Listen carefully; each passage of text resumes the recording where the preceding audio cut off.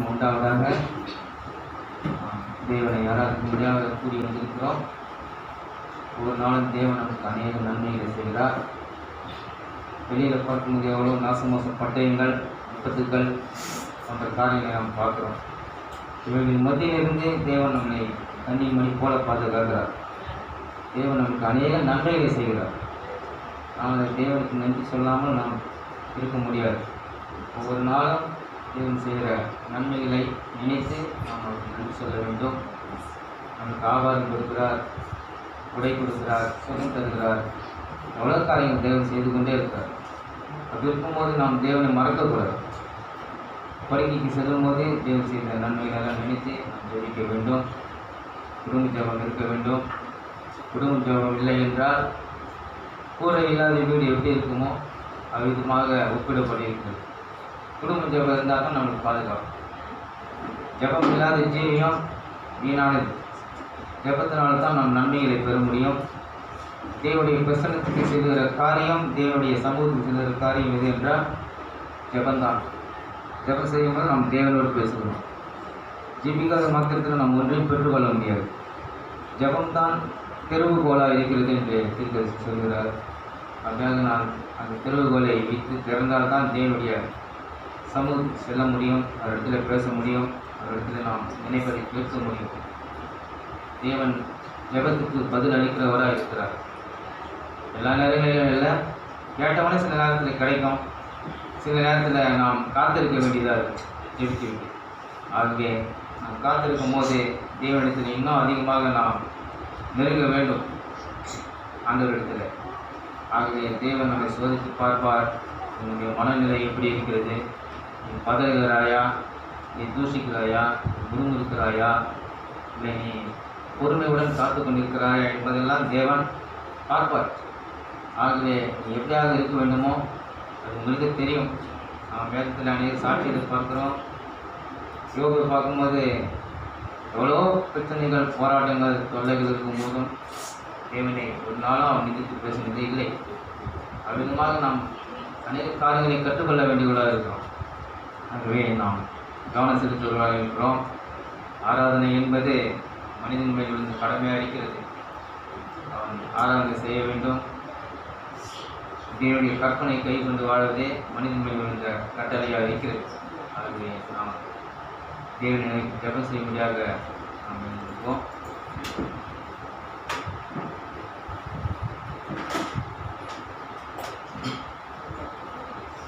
ஹல்லேலூயா. கர்த்தாவே ஸ்தோத்திரம். ஆண்டவரே, நேற்றும் இன்றும் இன்றும் மாறாதவரே, இன்றோடு துதிக்கிறோம். கர்த்தாவே ஆண்டவரே, இம்மட்டமாக எங்களுடைய கண்களை மூடி இருக்கிறோம். எங்கள் இதயத்தை நாம் திறந்திருக்கிறோம். ஆண்டவரே, எங்கள் இதயத்தில் உள்ள காரியங்களை ஆண்டவரே நீ அறிந்து ஆராய்கிறாய் இருக்கிறேன். நாங்கள் என்ன கேட்க போகிறோம், என்ன ஜெபிக்க போகிறோம் என்பதெல்லாம் ஏற்கனவே அறிந்திருக்கிறேன்.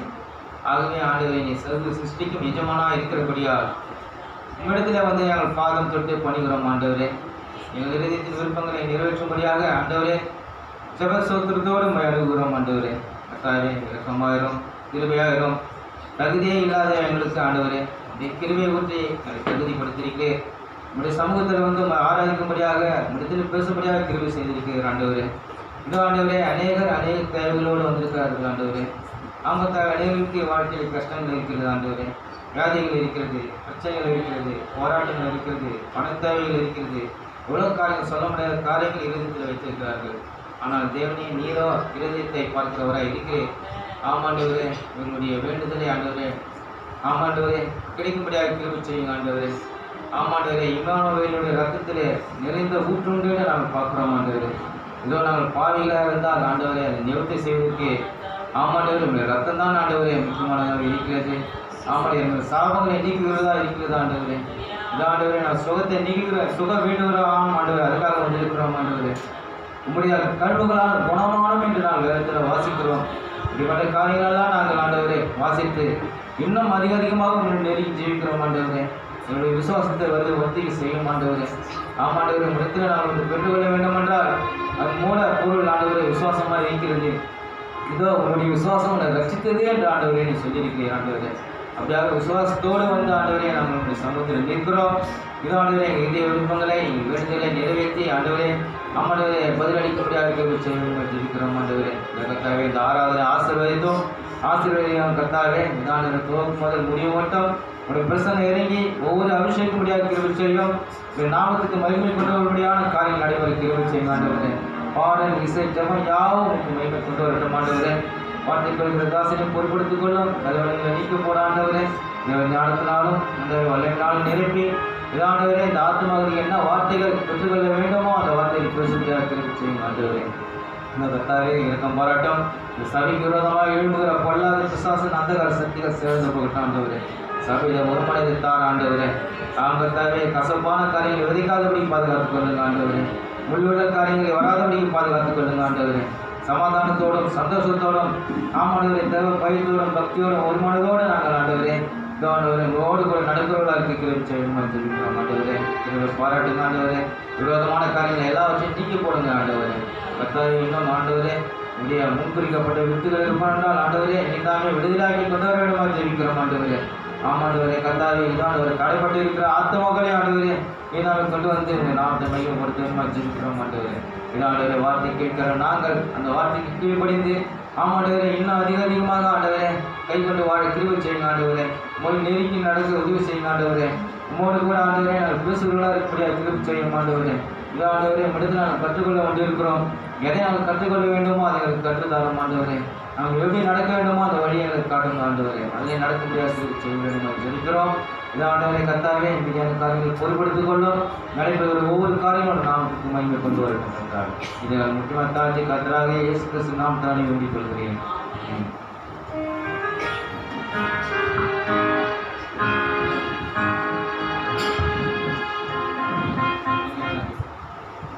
ஆராதனைக்கு முதல் பாடலாக அதிசயங்கள் செய்கிறவர் நம் அருகில் இருக்கிறார் என்ற பாடலை பார்ப்போம். அதிசயம் செய்கிறவராக இருக்கிறார்.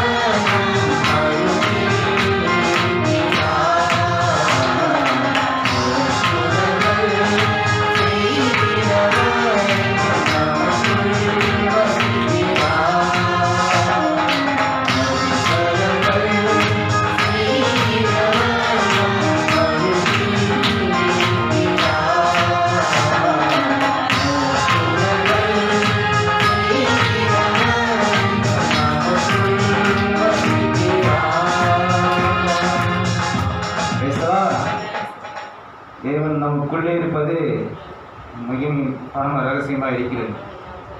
ஆகிய தேவன் நமக்குள்ளே இருந்து அற்புதங்களையும் அதிசயங்களையும் செய்து கொண்டிருக்கிறார். நீ தேவனுடைய வார்த்தை கேட்டு பரிசுத்தமாக இருப்பதே அதிசயம்.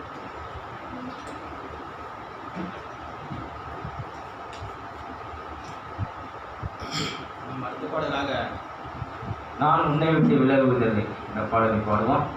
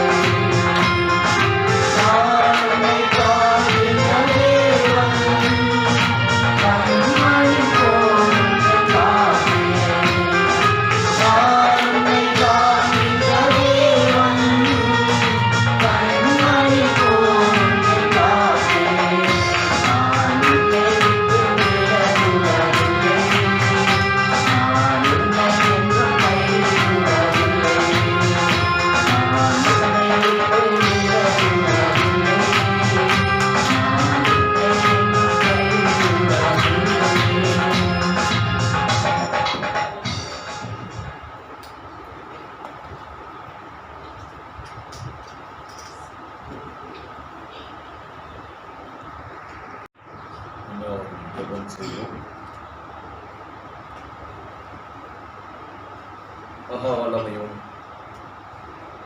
இரக்கமும் கிருபையும் நிறைந்த எங்கள் அன்பான ஆண்டவராகிய இயேசு கிறிஸ்துவை இந்த கர்த்தாவே மாலை நேரத்திற்காக உமக்கு நாங்கள் நன்றி செலுத்துகிறோம்.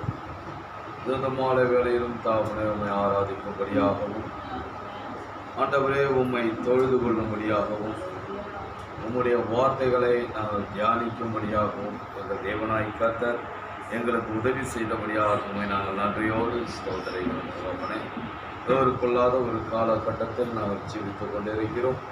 எங்கள் தேவனாய் கர்த்தர் எங்களுக்கு போதுமானவராய் இருந்து எல்லா சூழ்நிலையிலும் தகப்பனே நீர் உங்களுடைய இரக்கத்தின் கரத்தை வைத்து கிருபையின் கரத்தை வைத்து எங்களை தாங்கி நடத்தி கொண்டிருப்பதற்காக நாங்கள் நன்றியோடு ஸ்தோத்திரிக்கிறோம். தகப்பனே, எப்பொழுதும் எங்களை நாங்கள் ஆண்டவரே தர மட்டும் தாழ்த்துகிறோம். தகப்பனே, உங்களுடைய உதவி இல்லாமல் எங்களால் ஜீவிக்க முடியாது. தகப்பனே, ஆண்டவரே, நாங்கள் அசைகிற ஒவ்வொரு அசைவும் உங்களுடைய கிருபையாக இருக்கிறது.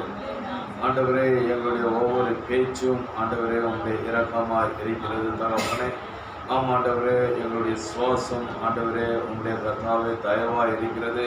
அதற்காக நாங்கள் உங்கள் நன்றியோடு ஸ்தோத்திரிக்கிறோம். தகப்பனே, கர்த்தாவே, நாங்கள் ஜீவன் தப்ப வேண்டும் என்றால் ஆண்டவரே உங்களுடைய வார்த்தை கேட்டு அந்த வார்த்தைப்படி தாப்பனை எங்களை ஒப்பு கொடுத்து அதன்படி நாங்கள் ஜீவிக்கும் பொழுது இந்த உலகத்தில் நாங்கள் ஜீவன் தப்புகிறோம்.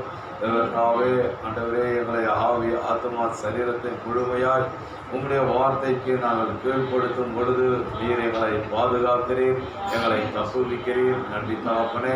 இந்த கடைசி காலத்தில் ஆண்டவரே உண்மை எங்களுடைய ஜீவியத்தில் நாங்கள் வெளிப்படுத்த வேண்டியவர்களாய் இருக்கிறோம். தகப்பனே, ஆண்டவரே உண்மை நாங்கள் வெளிப்படுத்தவில்லை என்றால் தகப்பனே சத்ரு எங்களை பிடித்து விடுகிறான். தகப்பனே, சத்ரு எங்களை மேற்கொண்டு விடுகிறான். தகப்பனே, ஆக ஆண்டவரே உண்மை நாங்கள் கர்த்தாவை பெற்றெடுக்க வேண்டும். அப்பொழுதுதான் எங்களுக்கு சமாதானம், சந்தோஷம், ஆசீர்வாதம். தகப்பனே, அவையிலிருந்து சபைக்காக நாங்கள் ஜெபிக்கிறோம். சபை சுவாசிகள் உண்மை பெற்றெடுக்க உதவி செய்யும். தகப்பனே, ஆண்டவரே ஜீவியத்தில் உண்மை வெளிப்படுத்த உதவி செய்யும். தகப்பனே, ஒவ்வொரு சகோதர சகோதரிகளும் தகப்பனே கிறிஸ்துவை ஆண்டவரை வெளிப்படுத்துகிற பிள்ளைகளாக இருக்க உதவி செய்யும். தகப்பனே, ஆண்டவரை உண்மை மகிமைப்படுத்துகிற பிள்ளைகளாக இருக்க உதவி செய்யும். தகப்பனே, அப்படியாய் ஒவ்வொருவரையும் எடுத்து பயன்படுத்தும். முதலாவது தேவனுடைய ராஜ்யத்தையும் அவருடைய நீதியும் தேடுகிற பிள்ளைகளாக ஒவ்வொருவரையும் மாற்றும்படியாக அந்த நேரத்தில் நாங்கள் செபிக்கிறோம். தகப்பனே, இனி காலம் செல்லாது. கர்த்தாவே சூழ்நிலைகள் ஆண்டவரே மோசமாக இருக்கிறது. ஆண்டவரே ஆபத்து நிறைந்த ஒரு உலகம். ஆண்டவரே எங்களை பாதுகாத்து கொள்ளும். ஆண்டவரே எங்களை தப்புவியும். மனிதனுடைய வாழ்க்கை புள்ளி பூக்கு ஒப்பா இருக்கிறது. தகப்பனே, ஆகிய உதிர்ந்து போகிற இந்த உலக வாழ்க்கையில் தகப்பனே ஆண்டவரே என்றென்றைக்கும் ஜீவிக்கிற நிச்சயமான உதிர்ந்து போகாத அந்த ராஜ்யத்தை நாங்கள் கண்டடையத்தக்கதாய் ஆண்டவரே எங்களை நடத்த வேண்டும் என்று நாங்கள் செபிக்கிறோம். தகப்பனே, பாதுகாத்துக் கொள்ள வந்திருக்கிற பிள்ளைகளுக்காக நன்றி. அவர்களை ஆசீர்வதியும். ஆண்டவரே வந்து கொண்டிருக்கிறவர்களை துரிதமாய் கொண்டு வாரும். தகப்பனே, ஆண்டவரே நீரே எங்கள் மத்தியில் மகிமைப்படும். எங்களை நாங்கள் தாழ்த்துகிறோம், எங்களை ஒப்படைக்கிறோம். ஆண்டவரே எங்களுடைய ஆவி ஆத்மா சரீரத்தை உங்களுடைய கட்டுப்பாட்டிலே வைத்துக் கொள்ளும். தகப்பனே, சபையை ஆசீர்வதித்து தாப்பன வார்த்தை ஆசீர்வதித்து தாரும். எங்களை தாழ்த்தி ஒப்பு கொடுக்கிறோம். கர்த்தராகிய இயேசு கிறிஸ்துவின் விலையேற பெற்ற நாமத்தில் ஜெபிக்கிறேன். ஆமென். நம் வேதத்தின் ஒரு பகுதியை வாசிப்போம். 1 சாமுவேல் 1ஆம் அதிகாரம். 1 சாமுவேல் 1ஆம் அதிகாரம்.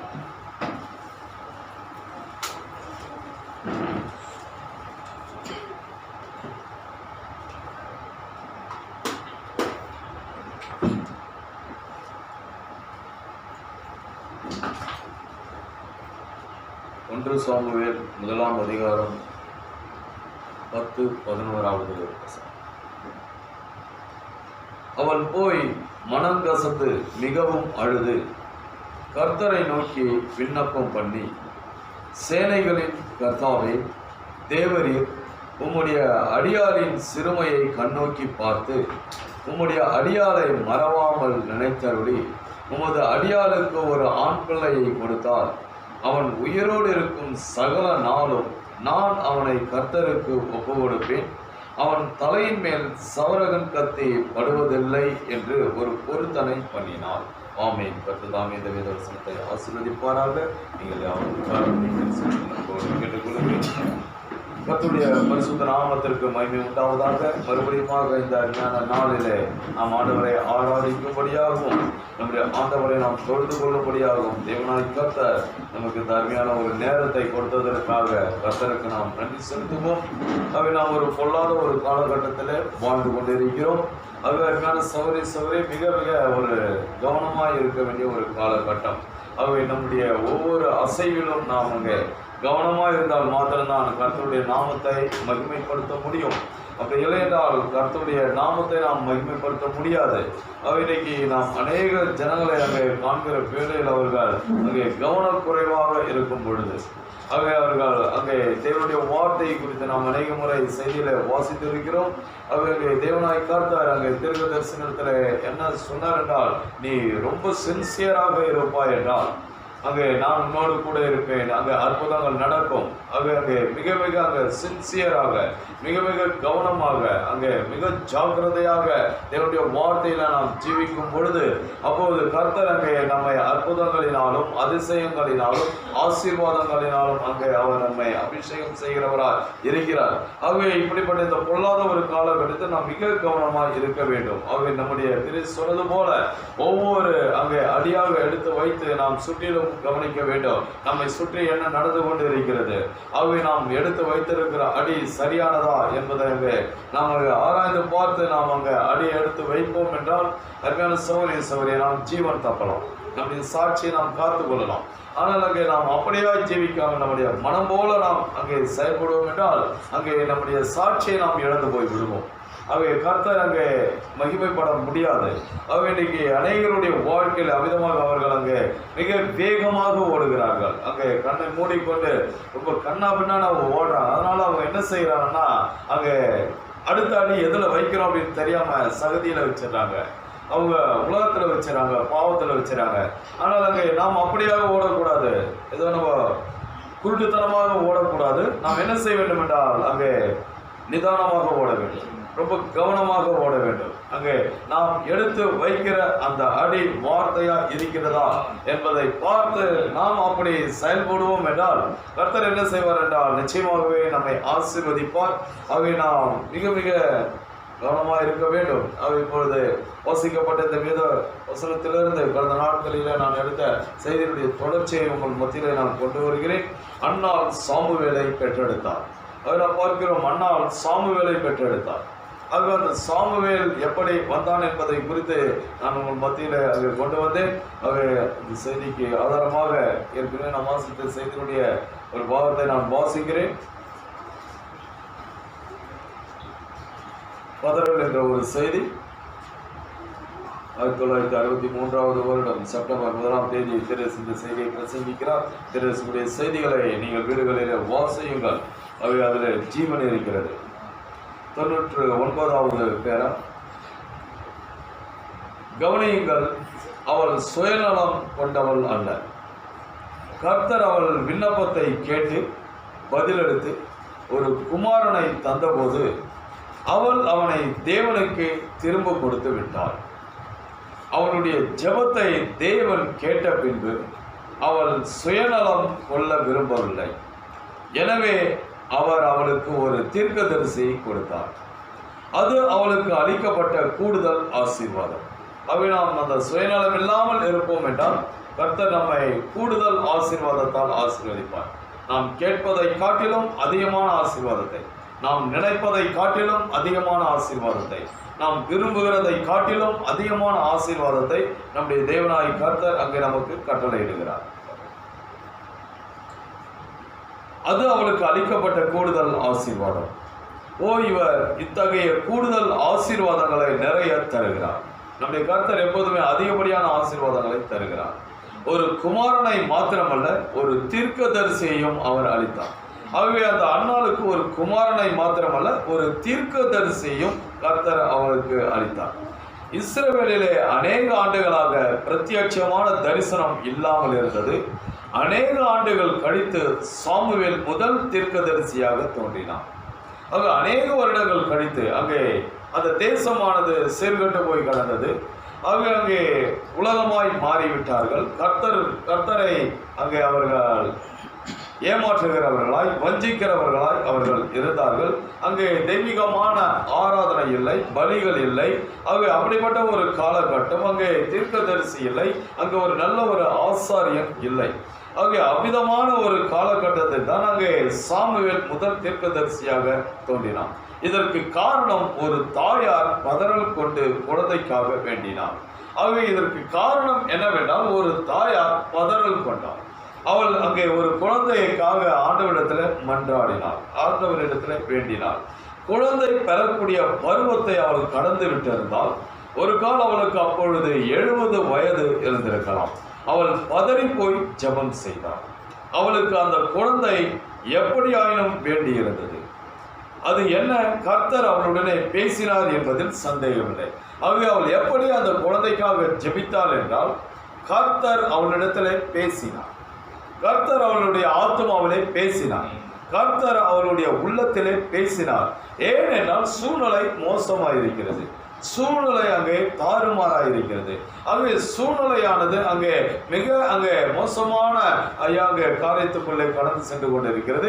ஆகவே அவள் என்ன செய்தாள் என்றால், அந்த குழந்தைக்காக அவள் அங்கே கர்த்தரிடத்தில் ஜெபித்தாள். எனக்கு ஒரு குமாரன் தேவை, ஆகவே அந்த குமாரனை கொடுத்தால் நான் உமக்கு கொடுத்து விடுவேன், ஆகவே அவனை நசரேயனாக வளர்ப்பேன். ஆகவே நசரேயன் என்று சொல்லும் பொழுது அங்கே கர்த்தருக்காக அர்ப்பணிக்கப்பட்ட ஒரு மனுஷனாய் அவன் இருக்கிறான். ஆகவே அங்கே நசரேயனாக அவனை நான் வளர்ப்பேன். ஆகவே அவள் என்ன செய்தாள் என்றால், அவ்விதமான ஒரு ஜெபத்தை அவள் மேற்கொண்டால் கர்த்தர் அவளுடைய உள்ளத்திலே பேசினபடியா அங்கே கர்த்தர் அவளுடைய உள்ளத்திலே சொல்லுகிறார், இன்றைக்கு இந்த காலகட்டத்துக்கு ஒரு தீர்க்கதரிசி அவசியம், இந்த காலகட்டத்திற்கு ஒரு ஒரு நல்ல ஒரு ஆசாரியன் அவசியம், இந்த காலகட்டத்திற்கு நல்ல ஒரு நியாயாதிபதி அவசியம். ஆகவே அங்கே நீ இவ்விதமான ஒரு ஜெபத்தை ஏறெடுக்க வேண்டும் என்று தேவனாய் கர்த்தர் அந்த அன்னாளுடைய உள்ளத்திலே பேசினார். ஆகவே அவள் அவ்விதமான ஒரு ஜெபத்தை ஏறெடுத்தார்.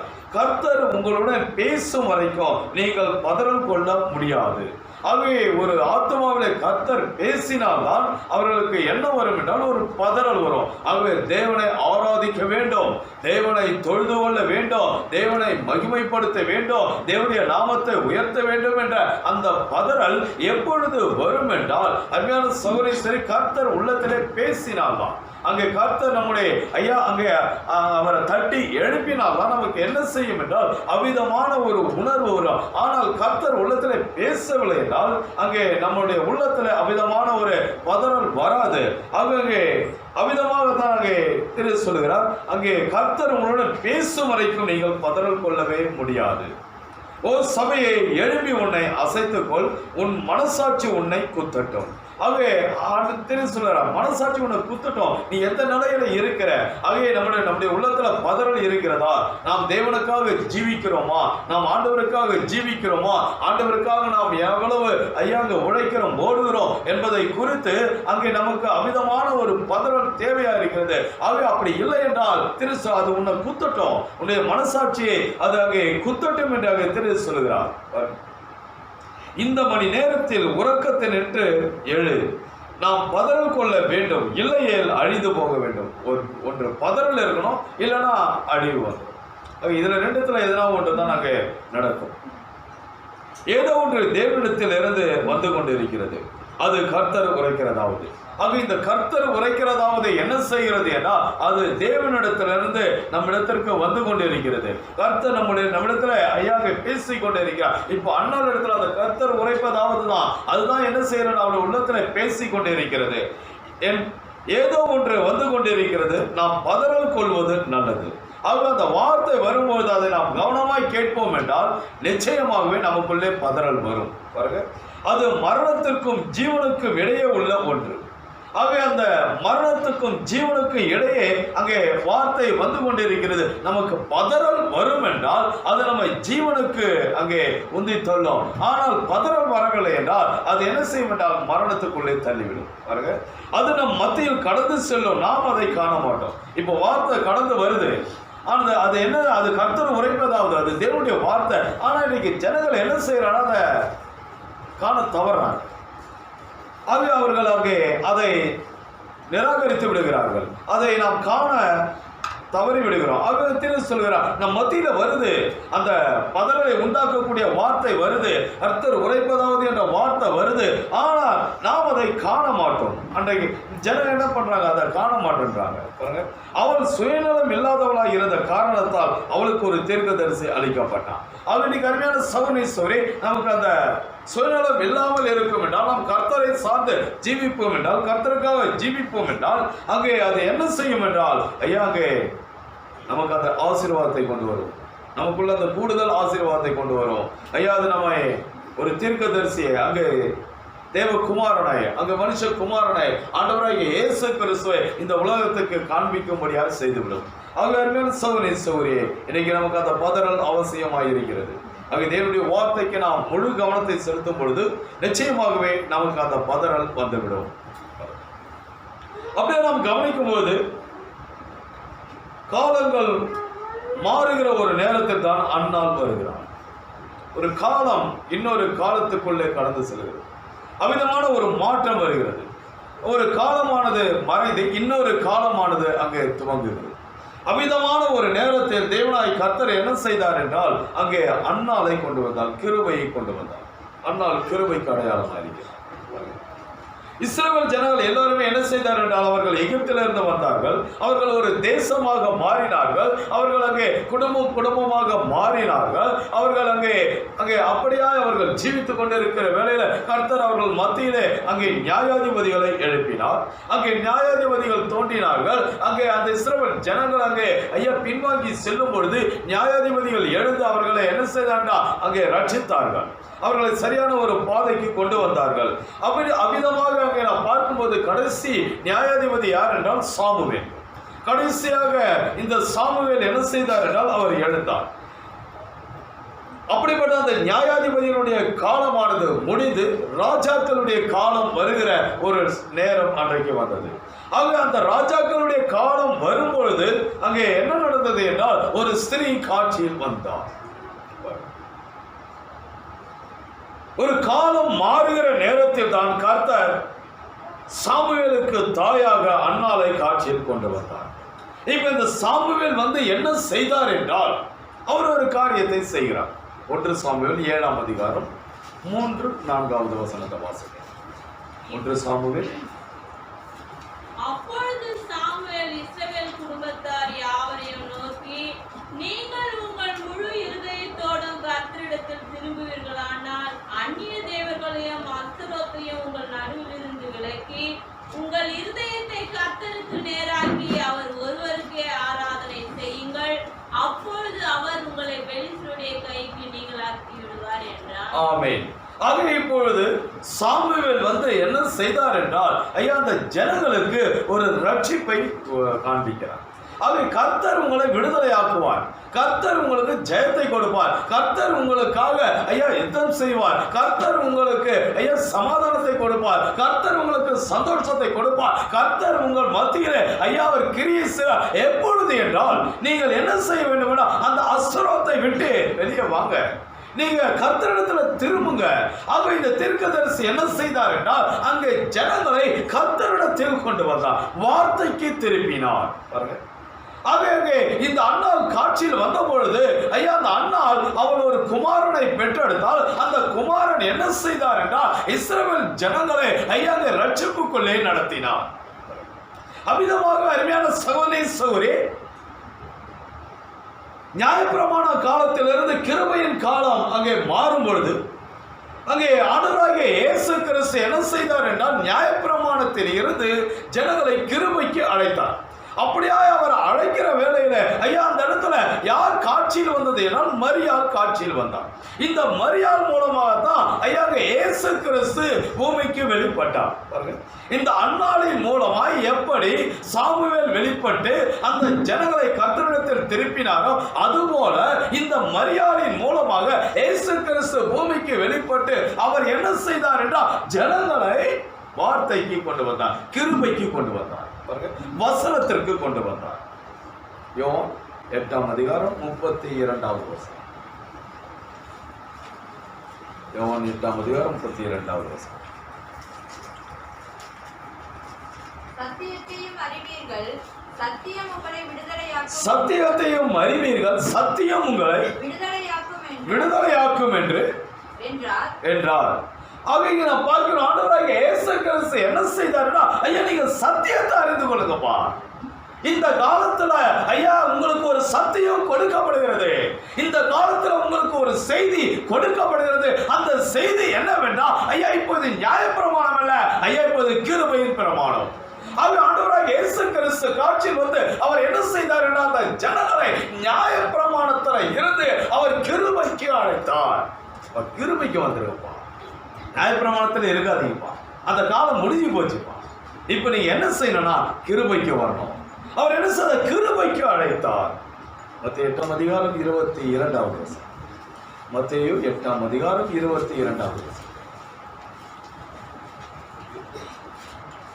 அதற்கு இயேசு, மரித்தோர் தங்கள் மரித்தோரை அடக்கம் பண்ணட்டும், நீ என்னை பின்பற்றி வா என்றார். ஆமென். ஆண்டவராகிய இயேசு கிறிஸ்து சொல்றாரு, ஐயா செத்தவன் அடக்கம் பண்ணட்டப்பா, நீ என்ன செய்ய, என்னை பின்பற்றி வாப்பா. அவங்க என்னுடைய உபதேசத்தை பின்பற்றி வா, என்னுடைய செய்தி அங்க பின்பற்றி வா. ஐயா மரித்தவர்களை அடக்கம் பண்ணட்டும். ஐயா அதுக்கு ஆட்கள் இருக்கிறாங்க. ஆனா இந்த காலம் என்ன காலம் தெரியுமா? இப்ப நீ என்ன பின்பற்றுற காலம், என்னுடைய உபதேசத்தை பின்பற்றுகிற காலம், என்னுடைய ஐயா செய்தியை பின்பற்றுகிற காலம், இப்போது கிருபையை பின்பற்றுகிற ஒரு காலம். ஆகவே நீ முற்றிலுமா என்ன செய்யணும்னா, ஐயா என்னை பின்பற்ற வேண்டும். ஆண்டவர் என்ன செய்தார், அந்த ஜனங்களை முற்றிலுமாய் சத்தியத்தை சார்ந்து கொள்ள முடியாத ஒரு ஜீவியத்துக்கு உள்ளே அவர்களை அழைக்கிறார்.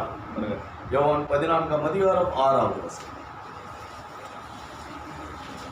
யோவான் 14ஆம் அதிகாரம் 6வது. அதற்கு இயேசு, நானே வழியும் சத்தியமும் ஜீவனுமாய் இருக்கிறேன், என்னாலே அல்லாமல் ஒருவனும் பிதாவினிடத்தில் வரான். ஆமென். ஆண்டவர் சொல்றாரு, ஐயா நானே வழியும் சத்தியமும் ஜீவனுமா இருக்கிறேன்.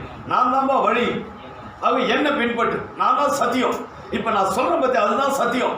ஆக நியாயபரமான ஒரு நேரம் இருந்தது. இப்ப அதை விட்டு என்ன செய்யணும்னா, இப்ப நான் என்ன சொல்லணும் அதை பின்பற்றி வா. பாத்தீங்களா, இப்ப ஆண்டவர் சொல்ற, நீ என்ன பின்பற்றி வாப்பா. நீ என்ன பின்பற்றி வருவாய் என்றால், ஐயா அங்க நீ நித்திய ஜீவனுக்குள்ள போயிட்டான். நானே வழியும் சத்தியமும் ஜீவனமா இருக்கிறேன். உனக்கு இப்ப ஜீவன் வேணுமா, உனக்கு நித்திய ஜீவன் வேணுமா, உனக்கு பரலோக ராஜ்யம் வேணுமா, உனக்கு சமாதானம் வேணுமா, உனக்கு சந்தோஷம் வேணுமா, உனக்கு பாவம் மன்னிப்பு வேணுமா, நீ என்ன செய்யணும் தெரியுமா? என்னதான் பின்பற்றணும், என்னுடைய உபதேசத்தை தான் பின்பற்றணும், என்னுடைய செய்தியை தான் பின்பற்றணும். அப்போதான் உனக்கு இவைகள் எல்லாமே கொடுக்கப்படும். அதை நான் பார்க்கிறோம். ஆண்டவராகிய இயேசு கிறிஸ்து என்ன செய்தார், அந்த ஜனங்களை ஐயா சத்தியத்துக்கு நடத்தினார். ஆமாங்க, அன்றைய உபதேசத்துக்கு நடத்தினார். அமர்மையான சகோதரி, அமிதமான ஒரு காலகட்டம் தான் இப்போது நாமும் வந்திருக்கிறோம். காலங்கள் மாறுகிற ஒரு வேளையில அங்கே தேவனாய் கர்த்தர் என்ன செய்தார் என்றால், அன்னாளை கொண்டு வந்தால், அந்த அன்னாள் சாமுவேலை பிறப்பித்தால். காலங்கள் மாறுகிற ஒரு வேளையிலே ஐயா அங்கே ஆண்டவர் என்ன செய்தார், மரியாதை கொண்டு வந்தால், அந்த மரியாள் என்ன செய்தார் என்றால், அவள் ஒரு ஐயா குமாரனை பிறப்பித்தார். அவர் என்ன செய்தார் என்றால், ஐயா அங்கே ஜீவனுக்கு நடத்தினார்கள், ஆசீர்வாதத்திற்கு நடத்தினார்கள். அமிதமான ஒரு காலகட்டத்தை தான் இப்போது நாமும் ஜீவித்துக் கொண்டிருக்கிறோம். காலங்கள் மாறுகிற வேளையிலே இப்போது நாம் ஜீவித்துக் கொண்டிருக்கிறோம். ஆமாங்க, 6வது எக்காலத்துக்கும் 7வது எக்காலத்துக்கும் மத்தியிலே இப்போது நாம் ஜீவித்துக் கொண்டிருக்கிறோம். இதன் மத்தியிலே கர்த்தர் என்ன செய்கிறார் என்றால், ஒரு மணவாட்டியை கொண்டு வருகிறார். இன்னைக்கு நாம் அந்த மணவாட்டியா இருப்போம் என்றால், நாம் ஒரு குமாரனை பிறப்பிப்போம். அந்த குமாரன் என்ன செய்வார் என்றால், நம்மை எடுத்துக்கொள்ளப்படுதலிலே கொண்டு செல்வார். ஐயா நம்மை சத்தியத்திலே நடத்துவார். நம்முடைய குடும்பத்தை ஆசீர்வாதத்திலே நடத்துவார்.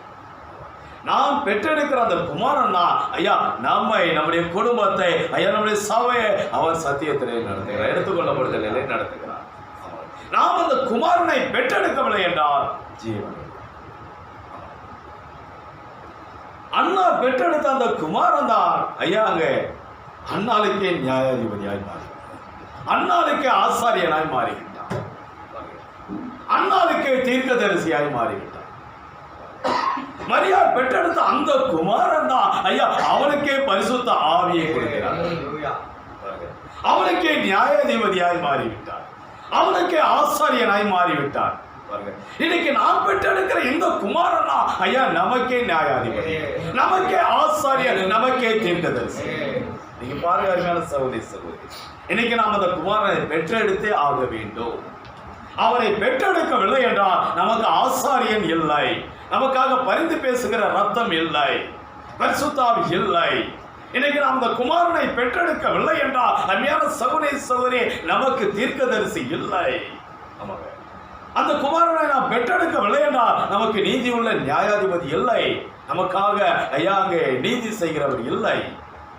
இன்னைக்கு அருமையான சகோதரி சகோதரி, மெய்யாகவே நாம் அந்த குமாரனை பெற்றெடுக்க வேண்டும், நம்முடைய வாழ்க்கையில பெற்றெடுக்க வேண்டும், நம்முடைய பேச்சில பெற்றெடுக்க வேண்டும், ஐயா நம்முடைய கிரியில பெற்றெடுக்க வேண்டும், நம்முடைய சுபாவத்துல பெற்றெடுக்க வேண்டும், நம்முடைய ஒவ்வொரு அசைவிலும் அந்த குமாரனை பெற்றெடுக்க வேண்டும். ஏதோ ஒரு தேவ மனுஷன், ஏதோ தேவ மனுஷி, ஆகவே இவர்கள் இந்த குடும்பம் தெய்வீக குடும்பம், இவர்கள் மத்தியில இயேசு ஜீவிக்கிறார், அவரை பெற்றெடுக்கும். வெளிப்படுத்தின விசேஷம் 9ஆம் அதிகாரம் 13-14. ஆறாம் தூதன் எக்காளம் ஊதினான். அப்பொழுது தேவனுக்கு முன்பாக இருந்த பொற்பிடத்தில் 4 கொம்புகளில் இருந்து ஒரு சத்தம் தோன்றி, எக்கால சத்தத்தை பிடித்திருக்கிற 6ஆம் தூதனை நோக்கி, ஐபிராத் என்னும் பெரிய நதி அண்டையில கட்டப்பட்டிருக்கிற 4 தூதர்களையும் அவிழ்த்து விடு என்று சொல்ல கேட்டேன். ஆமென். ஆக நாம் பார்க்கிறோம், இவ்விதமான ஒரு காலகட்டத்தில் தான் நாம் ஜீவித்துக் கொண்டிருக்கிறோம். பிசாசு கட்டவிழ்த்து விடப்பட்டிருக்கிறான். இன்னைக்கு உலகத்துல பிசாசு தலை விரித்து ஆடுகிறான். இன்னைக்கு ஒரு பொல்லாத ஒரு உலகம். மனுஷன் இன்னைக்கு பொல்லாதவனாய் வாழ்ந்து கொண்டிருக்கிறான். துர்புத்தியோடு, பாவத்தோடு, உலகத்தோடு இன்னைக்கு மனுஷன் வாழ்ந்து கொண்டிருக்கிறான். இன்னைக்கு சாட்சி இல்லாத ஒரு வாழ்க்கை. ஏனென்றால் பிசாசு அவர்களை அபிஷேகம் செய்து அவர் என்ன செய்யறார், குடும்பத்தை அழைத்து விடுவார். அங்கதான் அருமையான சகோதரி சகோதரி, மிக மிக கவனமா இருக்கணும். ஆமாங்க, ரொம்ப கவனமா இருக்கணும். எப்பவுமே எப்படி சொல்ற, ரொம்ப ஸ்பீடா போனேன்னா முடிப்பேன். ரொம்ப வேகமா ஓடக்கூடாது, ரொம்ப மெதுவா அப்படியே ஆமை மாதிரியே போகக்கூடாது, கரெக்டா போகணும். ரொம்ப கவனமா நம்ம ஓட்டத்தை ஓடணும். ஒவ்வொரு அசைவம் நம்ம வார்த்தையின்படி இருக்குதா அப்படின்னு பார்க்கணும். அப்பதான் நம்ம ஜீவன் தப்ப முடியும், சாட்சியை காத்துக்கொள்ள முடியும், இல்லைன்னா முடியாது. ஆமாங்க, நீங்க ஒரு பொல்லாத ஒரு காலகட்டத்தில் வாழ்ந்து கொண்டு இனி காலம் செல்லாது. அவ இனியும் நம்ம மனம் போல ஜீவிக்கிறவங்களா இருக்கக்கூடாது. நம்முடைய ஆவி ஆத்மா சரீரத்தை ஆண்டவருக்கு ஒப்பு கொடுத்து ஆண்டவரே அப்படின்னு ஆண்டவரை சார்ந்து கொண்டு ஜீவிக்கிற ஒரு காலம். ஆமாங்க, அப்பதான் ஆண்டவர் நம்முடைய வாழ்க்கையில கிரியை செய்ய முடியும். ஆமாங்க, ஆண்டவர் நம்முடைய வாழ்க்கையில இருந்தாதான் நமக்கு ஆசீர்வாதம், மற்றபடி ஆசீர்வாதம் கிடையாது. அருமையான சகோதரி சகோதரி, காலம் பொல்லாதது, ரொம்ப ரொம்ப கவனமா இருக்கணும். பெண் பிள்ளை வைத்திருக்கிற அருமையான தாய்மார்களே, தகப்பன்மார்களே, பெண்களை சரியா வளங்க, சத்தியத்துல வளங்க, ஆவிக்குரிய ஜீவித்துல வளங்க. நல்லா காலையில எழுப்புங்க, நல்லா பைபிள் படிக்க சொல்லுங்க, ஜெபம் பண்ண சொல்லுங்க. அந்த ஜெப ஜீவியத்தை சின்ன வயசுல இருந்தே அந்த பெண் பிள்ளைகளுக்கு கற்றுக் கொடுங்க. அப்பதான் ஒரு ஸ்ரீ தான் முழங்கால நிக்கணும். குடும்பத்துக்கு ஒரு ஸ்ரீ முழங்கால நின்னால்னா அந்த குடும்பம் நல்லா செழிக்கும். ஸ்ரீகிட்ட தான் இருக்குது ஆசீர்வாதமே. யாரோ ஒருத்தர் சொல்லுவாரு, தத்துவ ஞானி ஷேக்ஸ்பியர், ஒரு மனிதனுடைய வளர்ச்சிக்கு பின்னால் ஒரு ஸ்திரீ இருக்கிறாள் அப்படின்னு பாரு. எல்லா மனுஷனுக்கு பின்னாடி ஒரு ஸ்திரீ பின்னாடி இருக்கிறான், அது தெரியாது, யாருக்குமே தெரியாது. மனுஷன் தான் காட்சியில் இருப்பான், ஆனா பின்னாடி பார்த்தீங்கன்னா ஒரு ஸ்திரீ இருப்பான், நல்ல ஒரு ஸ்திரீ, தெய்வீகமான ஒரு ஸ்திரீ. அப்படிப்பட்ட ஒரு ஸ்திரீ இருந்தா ஐயாங்க குடும்பம் ஆசீர்வாதமும் மாறி. நீங்க பாருங்க, இன்னைக்கு ஸ்திரீகள் சரியா இல்லை. இன்னைக்கு பெற்றோர் பார்த்தீங்கன்னா ஸ்திரீகளை சரியா பெண்களை சரியா வளர்கிறது கிடையாது. அதனால என்ன நடக்குதுன்னா குடும்பங்கள்ல ஐயாங்க சமாதானம் போயிட்டு. ஆமா, ஒரு பெண்ணு வாழ வேண்டிய வந்தா எவ்வளோ துக்கம், எவ்வளோ வேதனை, எவ்வளோ கஷ்டம் பாருங்க. இந்த காலகட்டம் ரொம்ப ஜாக்கிரதையா இருக்கணுங்க. இப்பெல்லாம் பேச்செல்லாம் கிடையாது, வெட்டி ஒன்று துண்டு 2 அவ்வளோதான். குடிக்கலாம் குடி அவ்வளோதான், தூக்கி போடு, வேற கல்யாணம் பண்ணி. கவர்மெண்ட் அதுதான் இன்னைக்கு சட்டம் அப்படிதான் இருக்குது. ஆமாம், ஒன்றும் பையனை பிடிக்கலன்னா வேற கல்யாணம் பண்ணிக்கலாம். ஆமாம், அது கவர்மெண்ட் அனுமதி கொடுத்துருச்சு. அப்படிப்பட்ட ஒரு காலகட்டத்தில் நம்ம வாழ்ந்துன்னு இருக்கோம் பாருங்க. பாஷை கண்ணீர் விடுறாரு, ஐயோ நான் சரியா வளர்க்கலையே. அதுக்கப்புறம் கண்ணீர் கட்டி என்ன புரிய வைக்கணும் பாருங்க. வேதம் சொல்றாங்க, ஐயோ போதகரின் சொல்லை கேளாமல் போனேனே, இப்போ நான் வந்து வேதனைப்படுறேனே போல் சொல்றாரு அப்படின்னு நினைக்கிற ஒரு காலம் வரும். அது அருமையான சோனேஸ்வரி ரொம்ப ரொம்ப கவனமா இருக்கணும் இந்த காலகட்டத்தில். ஆமாங்க, ஏனென்றால் 20 கோடி பிசாசு அவிழ்த்து விடப்பட்டிருக்குங்க. எல்லாமே நமக்கு விரோதமாக தாங்க இது இன்னைக்கு. ஆமாங்க, இந்த செய்திக்கு விரோதமாக தாங்க இது 20 கோடி பிசாசு. அது அருமையான சோனேஸ்வரி ரொம்ப ரொம்ப கவனமா இருக்கு. அதை நாம் பார்க்கிறோம். இந்த காரியங்கள் இப்பொழுது நடந்து கொண்டிருக்கிறது. 19 அந்த குதிரைகளின் வல்லமை அவர்களுடைய வாயிலையும் வாள்களிலையும் இருக்கிறது. அவளுடைய வாள்கள் பாம்புகளுக்கு ஒப்பானவர்களாயும் தலைகள் உள்ளவர்களுமாய் இருக்கிறது. நம்ம அந்த காரியத்தை வாசித்தோம். நான் பார்க்கிறோம், இப்ப அந்த பிசாசு என்ன செய்யறான் என்றால் அங்கே ஜனங்களை அழித்து கொண்டு இருக்கிறான். அங்கே அநேக வாதைகள் இருக்குது இன்றைக்கு பூமியில, அநேக மரணங்கள் ஆபத்துகள் இருக்குது இன்றைக்கு உலகத்துல. பாருங்க, இவைகள் இருந்தாலும் இவைகளுக்கு தப்புகிற மனிதர்கள் என்ன செய்கிறாருன்னா ஐயா மனம் திரும்ப மாட்டேங்கிறான். விக்கிரகாராதனையிலே பாவத்திலே உலகத்திலே தான் வாழ்ந்து கொண்டிருக்கிறார். பாருங்க, அவை துர்புத்தி உள்ள மனிதர்களாக இருக்கிறார்கள், தற்பிரியர்களாக இன்றைக்கு ஜனங்கள் ஜீவித்துக் கொண்ட எவ்வளோ காரியங்களை வாதைகளை பார்க்குறான், மரணங்களை பார்க்குறான், ஐயா ஆபத்துக்களை பார்க்குறான், கஷ்டங்களை பார்க்குறான், எவ்வளோ தொல்லைகளை பார்க்குறான். ஆனாலும் மனுஷன் மனம் திரும்பவே மாட்டேன். பாருங்க, அவன் போகிற போக்கிலே தான் போயிருக்கிறான். எவ்வளவுதான் ஐயா உபத்திரங்களை பார்த்தாலும், எவ்வளவுதான் ஐயா போராட்டங்களை பிரச்சனைகளை பார்த்தாலும் மனுஷன் மனம் திரும்புவது இல்லை. பாருங்க, அவன் வழியிலே தான் போயிட்டு. ஏனென்றால் 20 கோடி பிசாசுகள் இன்னைக்கு ஜனங்களின் மேல் அவிழ்த்து விடப்பட்டிருக்கிறது. பாருங்க, அது இப்படிப்பட்ட ஒரு காலகட்டம். அது பிறகு நாம் 7வது எக்காலத்தை பார்க்கும்போது அங்கே என்ன பார்க்கிறோம் என்றால், அங்கே வாசிங்க 7ஆம் தூதன் எக்காளம் ஊதினான். அப்பொழுது உலகத்தின் ராஜ்யங்கள் நம்முடைய கர்த்தருக்கும் அவருடைய கிறிஸ்துவுக்கும் உரிய ராஜ்யங்கள் ஆயின. ஆமென். ஆகவே நாம் பார்க்கிறோம், அங்கே 7வது தூதன் எக்காலம் ஊதும் பொழுது அங்கே என்ன நடக்கிறது என்றால் ஐயா உலகத்தின் ராஜ்யங்கள் கர்த்தருடைய ராஜ்யமாக மாறுகிறது. பாருங்க, இந்த உலகம் ஒரு நாள் கர்த்தருடைய ராஜ்யமா மாறிடும். ஆமாம், இது ஒரு ஏதேனா மாறிடும். தேவன் எல்லாவற்றையும் அழித்து போடுவான். அந்த பிசாசு ஐயா அழிந்து போவான். அவன் அக்னி கடலிலே கந்தகம் அக்னி எரிகிற அந்த அக்னி கடலிலே அவன் தள்ளப்படுவான். இந்த பாவங்கள் அழிந்து போவான். தேவனாய் கர்த்தர் அந்த பரிசுத்த ஏதேனை மறுபடியும் கொண்டு வருவான். இப்ப 6க்கு 7க்கு நடுவுல ஐயா கர்த்தர் மனவாட்டி சாதாரணமா 7க்குள்ள போயிட முடியாது. சாதாரண கிருபைக்குள்ள போயிட முடியாது. இயேசு கிறிஸ்து வந்தாதான் கிருபைக்குள்ள போக முடியும். ஆக நான் பார்க்கிறேன் இன்னைக்கு அருமையான சகோதரி சாதாரணமா ஏதேனுக்குள்ள போயிட முடியாது. பரிசுத்த ஏதேனுக்குள்ள போயிட முடியாது. நித்திய ராஜ்யத்துக்குள்ள போயிட முடியாது.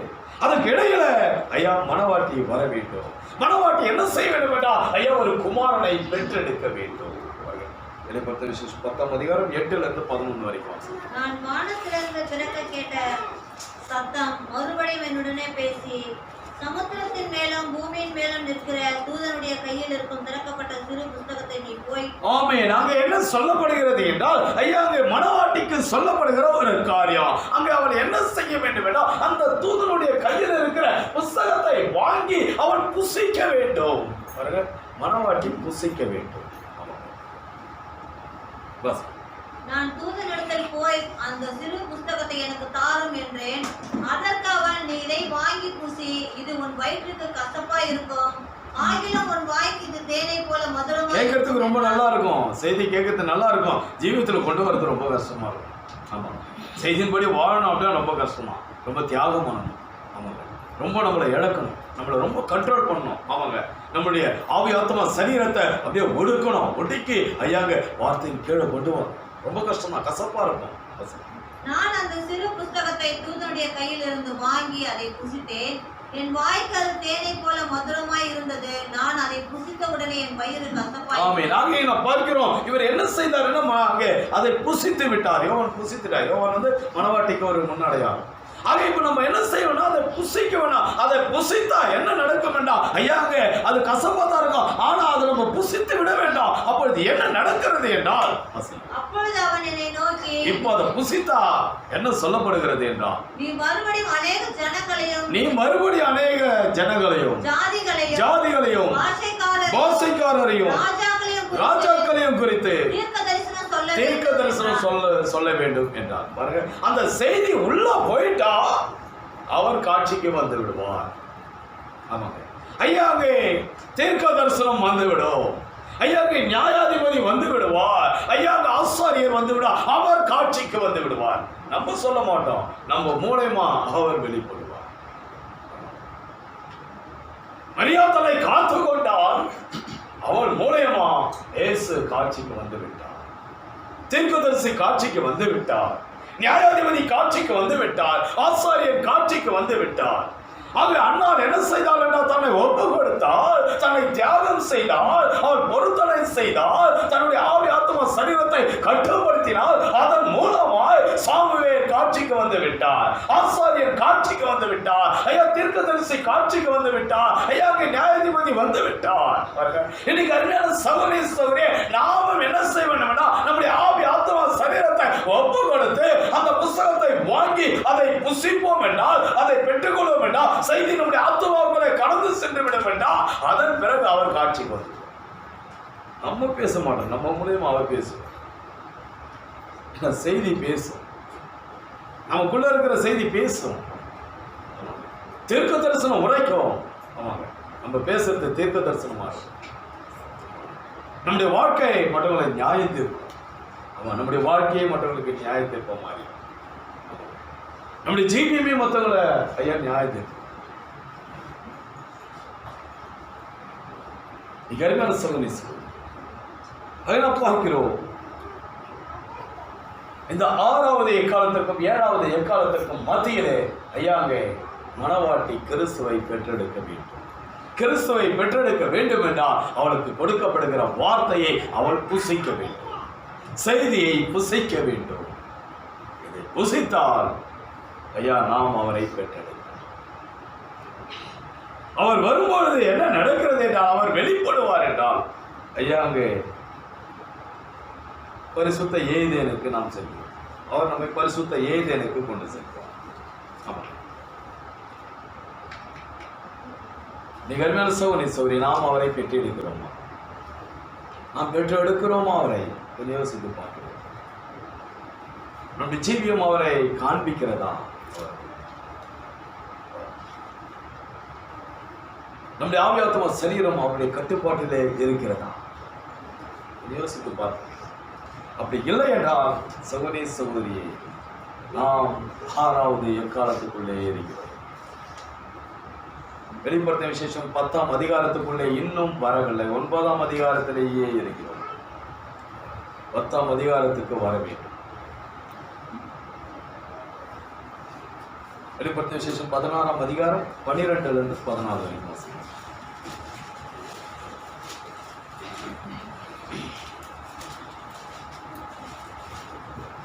வெளிப்படுத்த விசேஷம் 16ஆம் அதிகாரம் 12லிருந்து 14. 6ஆம் தூதன் தன் கலசத்தில் உள்ளதை ஐப்ராத் என்னும் பெரிய நதியின் மேல் ஊற்றினான். அப்பொழுது சூரியன் உதிக்கும் திசையில் இருந்து வரும் ராஜாக்களுக்கு வழி. 9ஆம் அதிகாரத்தில் என்ன பார்த்தோம் என்றால், அங்கே எக்காலம் 6ஆம் தூதன் எக்காலம் ஊதினான். இங்கே நாம் என்ன காண்கிறோம் என்றால், 6ஆம் தூதன் தன்னுடைய கலசத்தில் உள்ளதை ஐப்ராத் நதியிலே ஊற்றுகிறான்.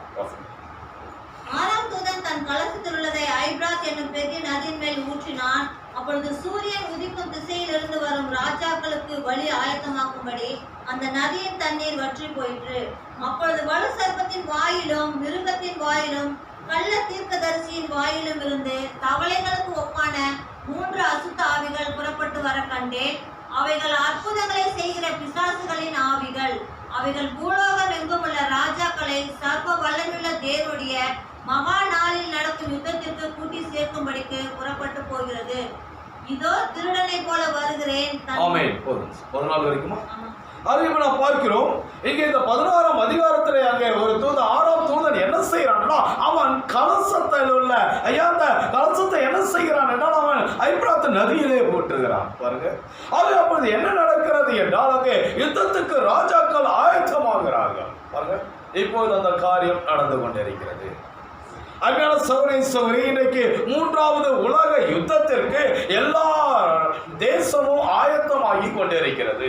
பாருங்க, அப்படின்னு சொல்லிட்டு தேசங்கள் இப்போது ஆயத்தமாக்கி கொண்டிருக்கிறது. எல்லா தேசங்களும் அங்கே ராணுவத்துக்கு தான் அதிகமான பணத்தை செலவழிக்கிறார்கள். எல்லா தேசமும் ராணுவத்துக்கு தான். அமெரிக்கா அதிகமான பணத்தை ராணுவத்துக்கு தான் செலவழிக்கிறது. ரஷ்யா அதிகமான பணத்தை ராணுவத்துக்கு தான் செலவழிக்கிறது. பாருங்க, சைனா அதிகமான பணத்தை ராணுவத்துக்கு தான் செலவழிக்கிறது. பாருங்க, அங்கே வடகொரியா அதிகமான பணத்தை ராணுவத்துக்கு செலவழிக்குது.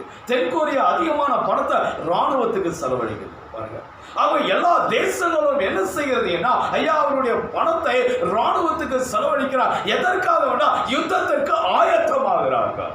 ஆமாங்க, இந்த வெளிப்படுத்தின விசேஷம் 16ஆம் அதிகாரம் 12 14 வரை சொல்லப்பட்ட அந்த வசனங்கள் இப்பொழுது ஆயத்தமாகி கொண்டிருக்கிறது.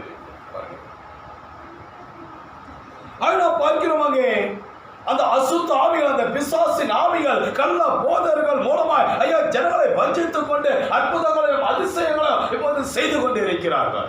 இன்னைக்கு இந்த அசுத்த ஆவிகள் என்ன செய்ய, ஒரு பக்கம் ராணுவம், இன்னொரு பக்கம் அசுத்த ஆவிகள் ஐயா அங்கே கள்ள போதர்கள் மூலமாய் ஜனங்களை என்ன செய்கிறது ஐயா அது மோசம் போக்கி கொண்டிருக்கிறது. இவ்விதமான ஒரு காலத்தில் நாம் வாழ்ந்து கொண்டிருக்கிறோம். இப்ப நம்ம அந்த காலத்துல தான் இருக்கிறோம். அதன் பிறகு நீங்கள் அருமையான சௌரி அங்க 7வது கோபகலசத்துக்கு வரும்போது வெளிப்படுத்தின 16ஆம் அதிகாரம் 17 18 7ஆம் தூதன் தன் கலசத்தில் உள்ளதை ஆகாயத்தில் ஊற்றினான். அப்பொழுது பரலோகத்தின் ஆலயத்தில் உள்ள சிங்காசனத்திலிருந்து ஆயிற்று என்று சொல்லிய பரலோகத்திலிருந்து ஆயிற்று என்று ஒரு சத்தம் வருகிறது. பாருங்க, அங்க பெரிய ஒரு சத்தம் வருகிறது. கர்த்தர் என்ன செய்யறார்? இந்த உலகத்துக்கு முடிவு ஐயா அங்கே வந்து விட்டது, ஆயிற்று என்று ஒரு சத்தம் வருகிறது. சத்தங்களும் இடி முழக்கங்களும் மின்னல்களும் உண்டாயின. பூமி மிகவும் அதிர்ந்தது. இப்போது கர்த்தர் அதை சொன்னதும் என்ன நடந்தது என்றால் ஐயா அங்கே மின்னல்கள், இடிகள் ஐயா அங்கே உண்டாகிறது, பூமி அதிர்கிறது. ஐயா அங்கே என்ன நடக்கிறது என்றால் யுத்தம் அங்கே ஐயா ஆரம்பித்து விட்டது. ஐயா அங்கே 3வது உலகம் ஆரம்பித்து விட்டது. இந்த பூமிக்கு அழிவு வந்து விட்டது.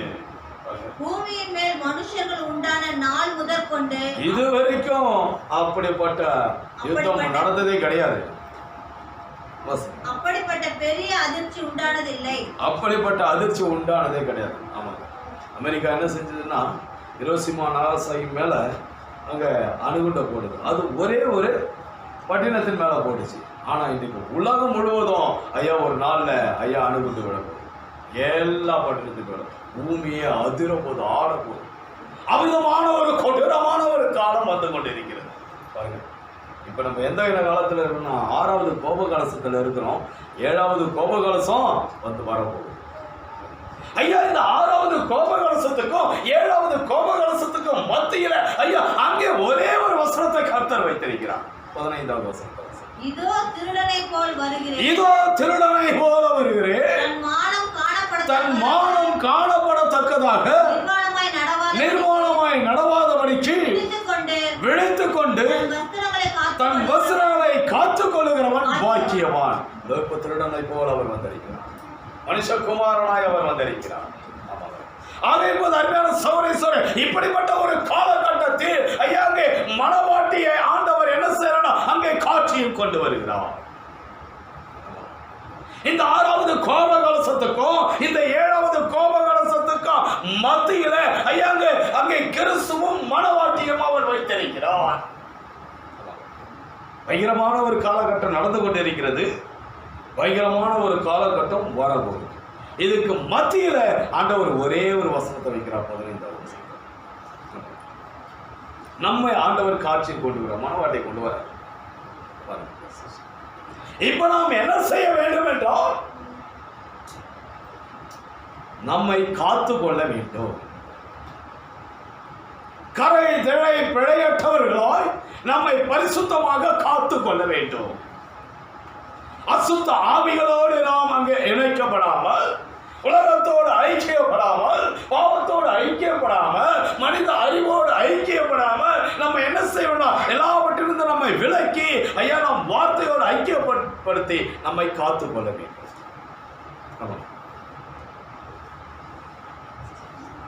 இப்படிப்பட்ட ஒரு காலகட்டத்தில் கர்த்தர் நம்மை கொண்டு வந்திருக்கிறார், மத்தியில கொண்டு வந்திருக்கிறார்.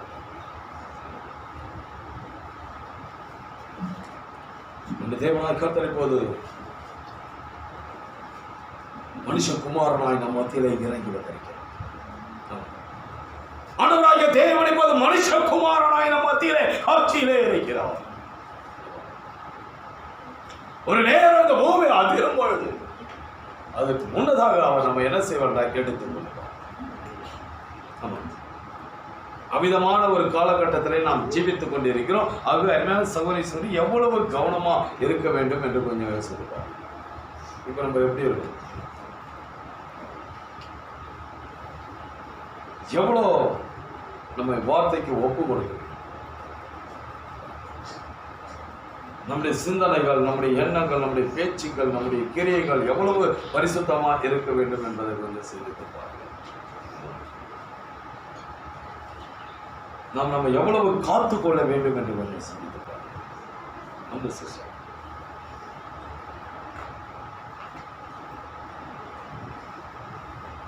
அதில் பார்க்கிறோம். இந்த அண்ணால் ரொம்ப பலவீனமாக இருக்கிறார்.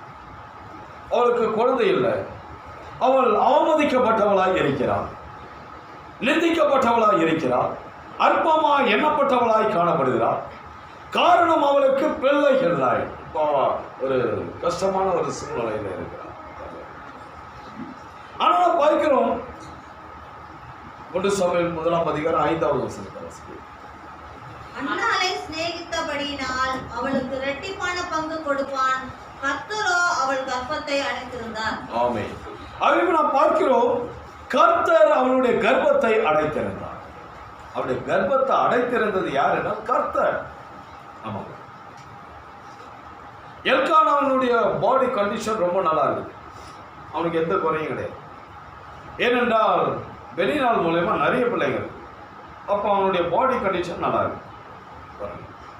அண்ணாளுடைய பாடி கண்டிஷனும் நல்லா இருக்கு பாருங்க.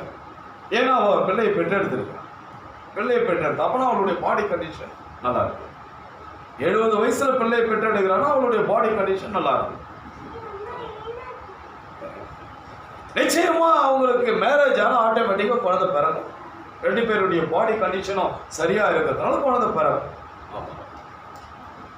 ஆனால் அதை பார்க்கிறோம், குழந்தை பிறக்கவில்லை. ஏனென்றால் கர்த்தர் கர்ப்பத்தை அடைத்து விட்டார். கர்த்தர் காட்சியில இல்லப்பா. கர்த்தர் அடைப்பார் என்றால் யாருமே அதை திறக்க முடியாது. எந்த மருந்து மாத்திரை கிரியை செய்யாது, யாருடைய ஆலோசனை கிரியை செய்யாது, யாருடைய வைத்தியமும் கிரியை செய்யாது. ஏனென்றால் கர்த்தர் அடைத்து விட்டார். கர்த்தர் திறந்தாதான்பா திறக்க முடியும். கர்த்தர் பூட்டிட்டா யாரும் திறக்க முடியாது, கர்த்தர் திறந்துட்டா யாரும் பூட்டவும் முடியாது. பெரியவர். அவர் ஆசீர்வதித்தா யாரும் சபிக்கவும் முடியாது, அவர் சபிச்சா யாரும் ஆசீர்வதிக்கவும் முடியாது. இல்லையா, வரான் சபிக்கணும் தான் வரான், சபிக்க முடியல. ஏனென்றால் அது ஆசீர்வதிக்கப்பட்ட ஜனம். அந்த ஜனத்தை சபிப்பதற்கு எந்த மனுஷனுக்கும் அருகதை கிடையாது, சபிக்க முடியாது. ஏனென்றால் கர்த்தருடைய ஐயா ராஜாவின் ஜெய கம்பீரம் அவர்கள் மத்தியிலே இருக்கிறது. அவங்க யார் சபிக்க முடியும்? சபிக்கணும்னு வந்தாலும் ஆசீர்வதிச்சுட்டு போறோம். அப்படியெல்லாம் பார்க்கிறீங்க. அண்ணாளுடைய கர்ப்பத்தை கர்த்தர் அடைத்து, கர்த்தர் அடைப்பார் என்றால் அதுல ஒரு நோக்கம் இருக்கிறது. கர்த்தர் ஏன் அடைத்தார் என்றால் அவளை ஒரு சூழ்நிலைக்கு உள்ளே கொண்டு வர வேண்டும். ஆமா, அவளை ஒரு சூழ்நிலைக்குள்ள கொண்டு வரணும். அவள் துக்கப்பட வேண்டும், அவள் வேதனைப்பட வேண்டும், அவள் நிந்திக்கப்பட வேண்டும், அவள் அவமதிக்கப்பட வேண்டும். அவள் தன்னை குறித்து யோசிக்கணும். அவள் கர்த்தரை முற்றிலுமாய் சார்ந்து கொள்ள வேண்டும். அவள் உபவாசித்து ஜெபிக்க வேண்டும். ஆகவே அவளை என்ன செய்தார் என்றால் ஒரு சூழ்நிலைக்கு உள்ளே கர்த்தர் கொண்டு வந்தார். அவளுக்கு கல்யாணம் ஆனதும் உடனே குழந்தை வந்துட்டு இருந்தா இந்த அனுபவம் அவளுக்கு வந்திருக்கு. ஆமா, அவ கர்த்தரை நோக்கி, ஆண்டவரே நீ எனக்கு பிள்ளையை கொடுத்தியா, அந்த பிள்ளையை உமக்கே கொடுக்குற ஆண்டவரே, இந்த அனுபவம் அவளுக்கு வந்திருக்காரு. அவள் இருதயத்தை ஊட்டி ஜெபிக்க முடியாது.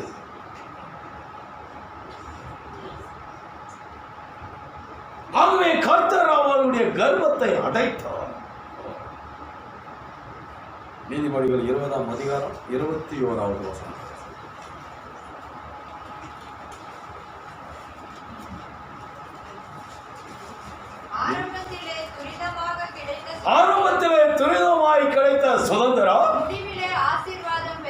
முடிவிலே ஆசீர்வாதம் பெறணும். ஆமாம் சார். உடனே வந்து பார்த்தீங்கன்னா எல்லா ஆசீர்வாதமும் கிடைச்சிருச்சு அப்படின்னாக்கா, எல்லாமே அங்கே உடனே உடனே உடனே கிடைச்சிருச்சுனாக்கா, ஐயா அது முடிவில் ஆசீர்வாதம் பெறாது. ஆமாம், அவன் மனுஷனுக்கு அதை குறித்து ஒரு உணர்வு இருக்காது. ஆமாம், எல்லாமே நினச்சதெல்லாம் உடனே உடனே கிடைச்சதுனாக்கா மனுஷன் என்ன பண்ண மாட்டான், கர்த்தரை நம்ப மாட்டான். எந்த ஒரு பொருளுமே அங்கே அவனா கொஞ்சம் கஷ்டப்பட்டு அதை பெற்றுக்கொள்வான்ட்டா அதை குறித்து ரொம்ப கவனம் செலுத்துவான். என்னென்ன கவனம் செலுத்துவான்? ஒரு பேனா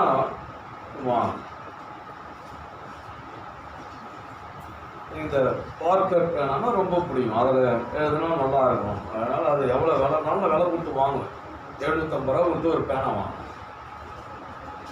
ரொம்ப கவனமாக அதை யூஸ் பண்ணுவேன். தொடச்சி ரொம்ப கவனம் செலுத்துவேன். வெளியே போயிட்டு வந்து உடனே அந்த பேனை எடுத்து அந்த பாக்ஸில் போட்டு எடுத்து பீரோவில் வச்சு வெளியெல்லாம் வைக்கணும். ஏன்னா அதிகமாக பணம் கொடுத்து வாங்குறேன், அந்த பொருள் மேலே எனக்கு ரொம்ப அதிக கவனம். பாருங்க, ரொம்ப கஷ்டப்பட்டு அதை வாங்குறேன். பாருங்க, நம்ம எதையுமே வந்து பார்த்தீங்கன்னா கொஞ்சம் பிரயாசப்பட்டு அதை பெற்றுக்கொள்ளும் பொழுது அதுக்கு நம்ம என்ன செய்யணும், அதிகமான ஒரு கணத்தை கொடுக்கும். ஆமாம், அதுக்காக அதிகமாக பிரயாசப்படும். அமர்கான சோதனை ஆக அப்படியே அங்கே நான் பார்க்கிறோம். எதையுமே எந்த ஒரு காரியமாக இருந்தாலும் நம்ம வந்து ரொம்ப பிரயாசப்பட்டு பெற்றுக்கொள்வோம் என்றால் அதுக்கு ரொம்ப ஆசீர்வாதம் கிடைக்கும். அதை ரொம்ப கனப்படுத்தும். அதில் தான் வசனத்தை எழுதுவேன், அதில் தான் குறிப்பை எழுதுவேன்.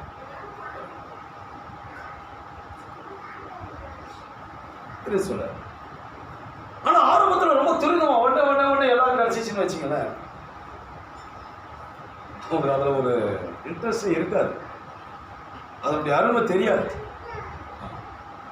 அதனுடைய டேஸ்ட் தெரியாது.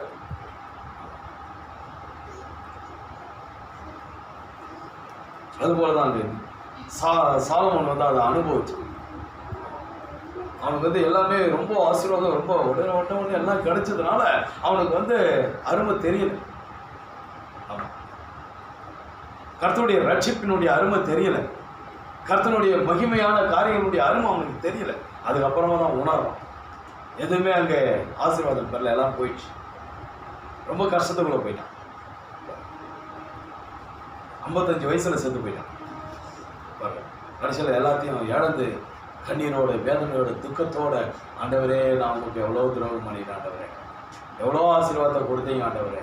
அப்போ தான் உணர்றான், சரி ஆரம்பத்தில் துரிதமாக கிடைச்ச ஆசீர்வாதம் சுதந்திரம் நிச்சயமாக ஆசீர்வாதத்தை பெறாது. ஒரு மனுஷன் அங்கே உழைச்சி கஷ்டப்பட்டு அங்கே பிரயாசப்பட்டு ஒரு காரியத்தை பெறுவான்னா அவன் அதை குறித்து ரொம்ப கண்ணும் கருத்தமாக இருப்பான். அதுக்காக ரொம்ப அக்கறை எடுத்துப்பான். நான் அந்த மாதிரி அக்கறை எடுத்துக்கலை. நான் என் மனம் போல வாழ்ந்தேன். செல்வத்தின் மிகுதியில நான் வந்து செல்வத்தில் வாழ்ந்தேன். நான் வந்து அதிலேயே குளிச்சேன். என் மனசு மாம்சம் விரும்புகிற எல்லாத்தையும் நான் அனுபவிச்சேன். நான் அனுபவிக்காதது எதுவுமே இல்லை. ஆனால் எல்லாம் போயிடுச்சு. அங்க நாட்டை விட்டு ஓடுறாங்க. ஒரு வேலைக்காரன் எனக்கு விரோதமாக எழுப்பிட்டான் ஆண்டவர். எனக்கு திராட்சை ரசம் ஊட்டி கொடுத்தவன் இப்போ அவன் ராஜாவா மாறான். இப்பதான் அவன் உணர்றான்.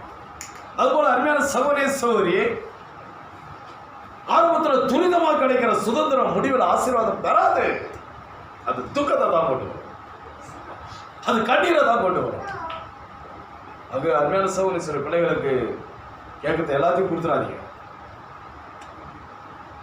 கொஞ்சம் அலைய விடுங்க, கொஞ்சம் உணர விடுங்க, கொஞ்சம் யோசிக்க விடுங்க. எல்லாத்தையுமே நம்ம செஞ்சுட்டே இருந்தோம், அவங்களுக்கு தெரியாது, அருமை தெரியாது.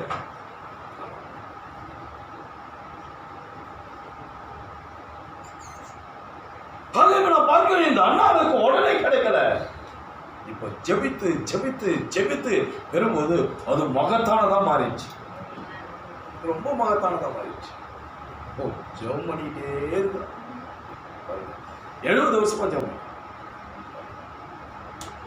இப்போ அவன் ஜெபித்து கண்ணீரோட துக்கத்தோட வேதனையோட ஐயாங்க மன்றாடி இப்போ அவன் ஒரு குமாரனை பெறும்போது ஐயா அது ஆசீர்வதிக்கப்பட்ட ஒரு குமாரனா. ஏனென்றால் அது ஜெபத்தின் விளைவால் வந்தது. அவருடைய கண்ணீரின் விளைவால் வந்தது. அவருடைய ஏக்கம், நீண்ட நாள் ஏக்கத்தின் விளைவாய் அவள் பெற்றெடுத்துகிறார் அந்த பிள்ளை. அதுக்காக அவன் திராட்சை பழத்தால் செய்யப்பட்ட எதையும் புசிக்கல, அந்த பிள்ளைக்கும் கொடுக்கல, ரொம்ப கவனமா வளர்க்கிறார். என் கண்ணீரினால் பெற்றெடுத்த பிள்ளை, அவங்க இந்த பிள்ளைய நான் கண்ணும் கருத்துமா பார்க்கணும், இந்த பிள்ளைய அப்படியே எடுத்துட்டு போயிட்டு நான் என் தேவனுக்கு கொடுக்கணும்.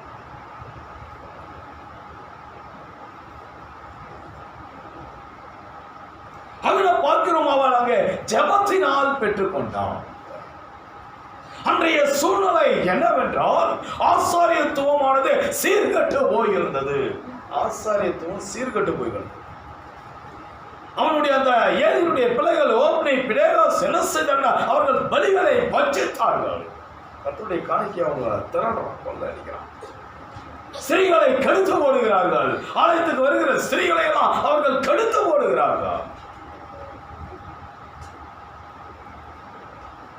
அங்கே பார்க்கிறோம், அங்கே தன்னுடைய ஆவி ஆத்துமா சரீரத்தை ஆண்டவருக்கு அர்ப்பணம் செய்கிற ஒரு ஆசாரியன் தேவையாய் இருந்தது. இன்னைக்கு ஒரு ஆசாரியன் தேவையா இருக்கு. இப்ப அந்த ஆசாரியன் வர வேண்டும் என்றால் ஐயாங்க ஒரு ஜெபம் தேவையாக இருந்தது. ஒப்பு கொடுக்கப்பட்ட ஒரு ஜெபம்.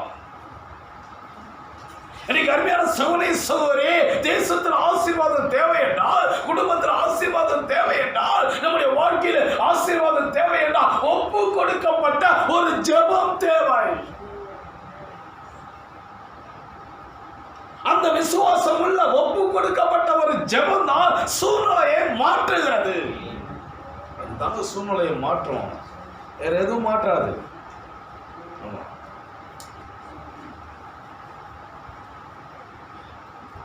ஒரு மனிதனுடைய சூழ்நிலை மாற வேண்டும் என்றால், ஒரு குடும்பத்தின் சூழ்நிலை மாற வேண்டும் என்றால், ஐயா ஒரு சபையின் சூழ்நிலை மாற வேண்டும் என்றால், தன்னுடைய ஆவி ஆத்துமா சரீரத்தை ஒப்பு கொடுக்கப்பட்ட ஒரு ஐயாங்க விசுவாசம் உள்ள ஒரு ஜெபம் தேவையாக இருக்கிறது. அங்கே பார்க்கிறோம், திருச்செந்தூர் நாட்கள் இந்த ஆண்டி எபிமால் என்ன செய்தால் என்றால், தன்னுடைய ஆவி ஆத்துமா சரீரத்தை ஒப்பு கொடுத்து தன்னுடைய மகனுக்காக பாவத்தில் வாழ்ந்து கொண்டிருந்த, அசுத்தமாய் வாழ்ந்து கொண்டிருந்த, பால்வினை நோயினால் தாக்கப்பட்டு மரண படுக்கையில் இருந்த அந்த பிள்ளைக்காக ஒப்பு கொடுக்கப்பட்ட ஒரு ஜெபத்தை ஏறெடுத்தார். அந்த ஜெபமானது என்ன செய்தது என்றால் சூழ்நிலையை மாற்றிவிட்டது.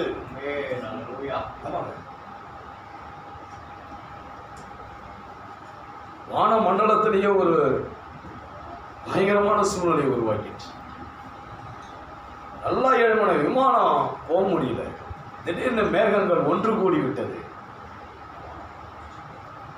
ஐயா அங்க புயல் வீசுவதற்குரிய சூழ்நிலை உருவாக்கி விட்டது.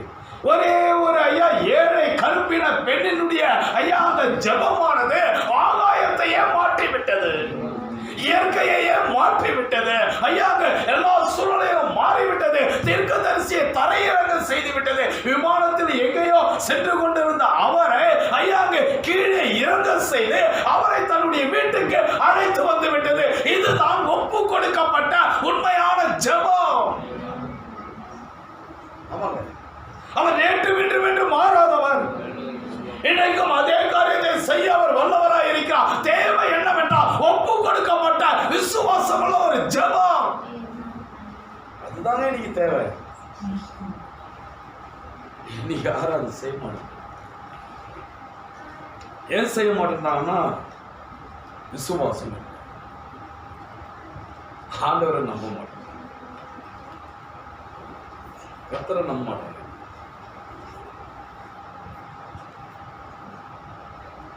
ஜபம்னா அருமையான சகோதரி சூழ்நிலையெல்லாம் மாற்றுது. ஜபஜீவியம் இல்லை என்றால் நம்முடைய வாழ்க்கையில் ஆசீர்வாதம் இருக்காது, சமாதான சந்தோஷம் இருக்காது. யாரிடத்துல ஜபஜீவியம் இல்லையா அவருடைய வாழ்க்கையில் ஆசீர்வாதம் இருக்காது. எவ்வளவு சம்பாதிச்சாலும் போயிடும். தங்காது. எவ்வளவுதான் பொண்ணு பொருள் நகம் பணம் இருந்தாலும் சமாதானம் இருக்காது. ஏனென்றால் ஜபஜீவியம் இல்லை. யாருடைய வாழ்க்கையில ஜபஜீவியம் இல்லையோ அவர்கள் ஆசீர்வாதமா இருக்கவே முடியாது, சமாதானமா இருக்கவே முடியாது, சந்தோஷமா இருக்கவே முடியாது. கர்த்தர் அவருடைய வாழ்க்கையில இடைபட மாட்டார். கர்த்தர் இடைபட வேண்டும் என்றால் ஜபஜீவியம் இருக்க வேண்டும். ஜபம் தான் நம்மை ஆண்டவரோடு ஐக்கியப்படுத்துகிறது. வார்த்தை கேட்கறது ஆலோசனை நமக்கு வழியை தான் காட்டுது. ஆனால் ஆண்டவரோடு ஐக்கியப்படுத்துவது ஜபம். தனிப்பட்ட விதத்துல ஒவ்வொரு சகோதரனும் சகோதரியும் முழங்கால் படியிட்டு ஜெபித்தால் ஒழிய கர்த்தர் நம்முடைய வாழ்க்கையில் வர மாட்டார். திட்டவட்டமான அறிக்கை இது. ஆகவே இந்த ஆண்டி எமிமாளுடைய வாழ்க்கையில எலியா வந்தார் என்றால் ஜெபம். சுனேமியால் ஒரு பிள்ளையை பெற்றெடுத்தால் என்றால் அதற்கு காரணம் ஜெபம். திருடன் ஐயா நரகத்துக்கு சென்று கொண்டிருந்த அவன் திசை மாறி ஐயா பரதீசைக்கு சென்றான் என்றால் ஜெபம். ஆண்டவரே உம்முடைய ராஜ்யத்தில் என்னை நினைவு கூறும். அவனுக்கு விசுவாசம் உள்ள ஒரு ஜெபத்தை அவன் ஏறெடுத்தான். ஆகவே அங்கே நரகத்துக்கு சென்று கொண்டிருந்த அவன் திசை மாற்றப்பட்டது. அவன் அங்கே பரதீசைக்கு கடந்து சென்றான். ஆகவே ஜெபமானது ஐயா வழிகளை மாற்றி விடுகிறது. அங்கே ஜெபம் தான். அங்கே கானானிய ஸ்திரீ அவள் ஏறெடுத்த ஜெபம். ஆண்டவரே நான் நாய்தான் ஆண்டவரே, ஆண்டவரே அந்த பிள்ளைகள் ஐயா ஆண்டவரே அங்கே புசிக்கும் பொழுது கீழே சிந்துமே அதை எனக்கு கொஞ்சம் தார ஆண்டவரே. அவள் ஆண்டவரிடத்தை மன்றாடினாள். அந்த ஜெபம் என்ன செய்தது என்றால் அவளுடைய பிள்ளையை ஜீவிக்க வைத்தது. 110 ஐயா அவனுடைய வேலைக்காரன் சொந்தமானது என்னவென்றா அவருடைய பாதத்தில் மழகால் படியிட்டு அவன் ஏறெடுத்த ஜெபம் ஐயா காட்சியை மாற்றி விட்டது. அந்த வேலைக்காரனுக்கு சுகத்தை கொடுத்து விட்டது. ஆயக்காரனுடைய ஐயா சமாதானத்துக்கு அவன் நீதிமானாக மாறினதுக்கு காரணம் என்னவென்றா அது ஜெபமாய் இருக்கிறது. பேதுருடைய விடுதலை ஜெபத்திலே இருக்கிறது. பவுலுடைய விடுதலை ஜெபத்திலே இருக்கிறது. மோசே பிறந்தது ஜெபத்தினால் பிறந்தான். இஸ்ரவேல் ஜனங்கள் விடுதலை அடைந்து ஜெபத்தினால். ஆகவே ஜெபம் சூழ்நிலையை மாற்றுகிறது. ஜெபம் தாங்க எல்லாத்துக்குமே காரணம். ஜெபம் தான். ஜெபம் இல்லை என்றால் ஒரு காரியமும் வாழ்க்கையில நடக்காது. ஆண்டவர் இடைபட மாட்டார். நம்ம எவ்வளவுதான் ஆராதித்தாலும் பிரயோஜனம் கிடையாது.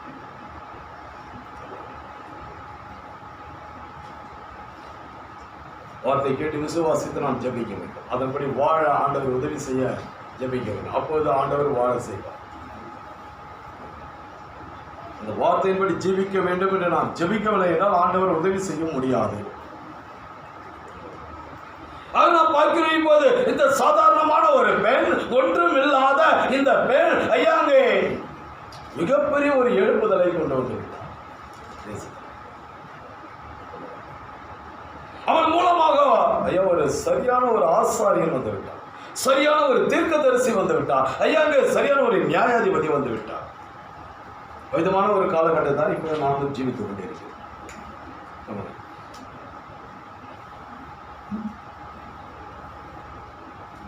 இன்னைக்கு நாம் சரியான ஒரு நியாயாதிபதியை, சரியான தீர்க்கதரிசியை, சரியான ஆசாரியனை கொண்டு வர வேண்டும் என்றால் ஐயா அங்கே ஜெபம் அவசியம்.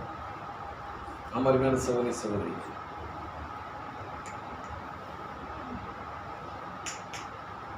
இந்த எல்கானா வந்து அவளை தேற்றுறான். ஏமா கவலைப்படுற, ஏமா துக்கப்படுற, ஏமா அழுகிற, கவலைப்படாதம்மா நான் சொல்றான். 1 சாமுவேல் 1ஆம் அதிகாரம் 8வது வசனம். அவள் புருஷனாகிய எல்கானா அவளை பார்த்து, அண்ணாளே ஏன் அழுகிறாய், ஏன் சாப்பிடாதிருக்கிறாய், ஏன் சஞ்சலப்படுகிறாய், 10 குமாரரை பார்க்கிலும் நான் உனக்கு அதிகம் அல்லவா என்றான். ஆமே. இப்போ வந்து அவளை தேற்றுறான். ஏமா சஞ்சலப்படுற, ஏமா அழுகிற, ஆறுதல் படுத்துறான். கவலைப்படாத, 10 குமாரர்களை பார்க்கிலும் நான் உனக்கு அதிகம் அல்லவா, நான் உன்னை எவ்வளோ அன்பா நேசிக்கிறேன், உனக்கு நான் எல்லாத்தையும் அதிகமாக கொடுக்குறேன், ஏன் நீ வந்து கஷ்டப்படுற. அவனுக்கு தெரியும் வந்து ஆவிக்குரிய ஒரு மனைவி அப்படின்னு.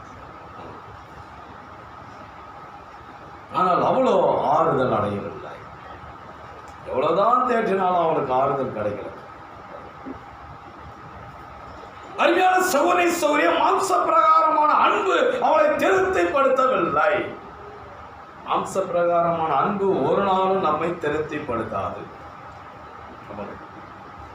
நம்முடைய கணவன் நம்மளை எவ்வளவுதான் நேசித்தாலும், நம்முடைய மனைவி நம்மளை எவ்வளவுதான் நேசித்தாலும், எவ்வளவு அன்பா பேசினாலும், ஒரு நேரம் என்ன பண்ணோம், ஐயாங்க துக்கம் வந்துடும், பிரச்சனை வந்துடும், போராடும்.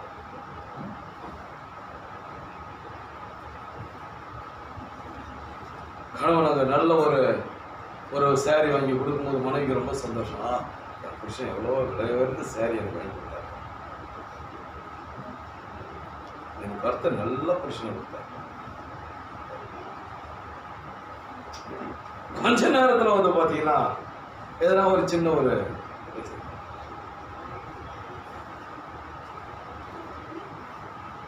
ஏய் என்னது உப்பு இல்லை,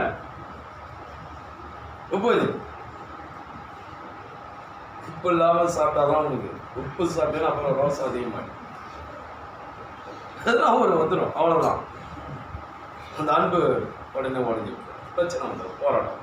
அந்த ஒரு சின்ன பிரச்சனை வந்து பெரிய பிரச்சனையாக அடியில் போயிட்டு. உலக பிரகாரமான அன்பு எப்பவுமே நம்ம ஆறுதல் படுத்த முடியாது, திருப்திப்படுத்த முடியாது. உலகத்தில் இருக்கிற அன்பு மாயான ஒரு அன்பு. ஆமா, கொடுத்தா நல்லா வேணுமாங்க, கொடுக்கலாம் கேட்டாங்க.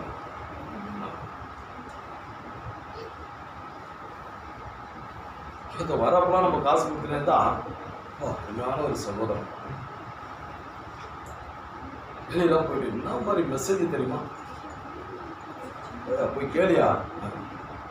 அப்புறம் இன்னொரு முறை வரப்போ கொடுக்கலன்னொடனே வச்சுக்கிறா கொடுக்க மாட்டோம், திருட்டு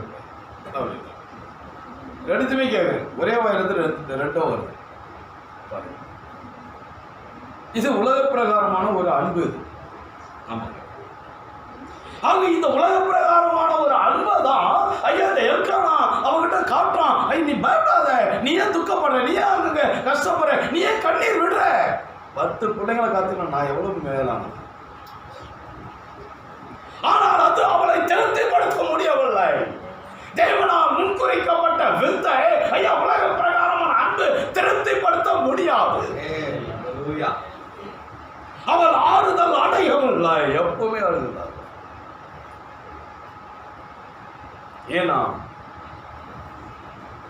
அவள் ஆறுதல் அடையக்கூடிய ஒரே ஒரு இடம் எடுத்து வேண்டாம், தேவனுடைய சமூகம். அவள் என்ன செய்தாள் என்றால் தேவனுடைய சமூகத்துக்கு சென்று தன்னுடைய இருதயத்தில் உள்ள எல்லாவற்றையும் ஊற்றிவிட்ட பிறகு அவளுக்கு தேவ சமாதானம் வந்து விட்டது. அதன் பிறகு அவள் துக்கமுகமாக இல்லை, உடனே பிறகல, அதுக்குரிய எந்த அடையாளமும் இல்லை. இன்னும் எல்கானாவும் அவ்வளோங்க ஒன்று சேரல. ஆனால் அவர் என்ன செய்தால் இருதயத்தில் உள்ளதை எல்லாவற்றையும் ஊட்டி விட்ட பிறகு ஐயாங்க அவர் துக்க முகமா இருக்கவே இல்லையா, சந்தோஷமா போனோம். இது தாங்க தேவனுடைய சமூகம்.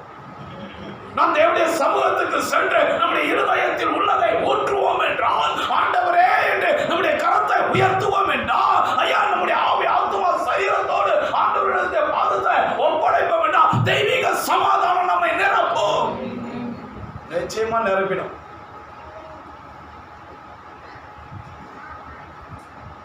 ஆனால் முரண்பாடோடு, ஒரு சந்தேகத்தோடு, ஏதாயிலும் ஒரு சிந்தையோடு, ஏதாயிலும் ஒரு நோக்கத்தோடு நாம் தேவ சமூகத்தில் இருப்போம் என்றால் தெய்வீக சமாதானம் நம்மை ஆட்கொள்ளாது. எங்கே ஒரு மனம் உண்டு அங்கேதான் விடுதலை.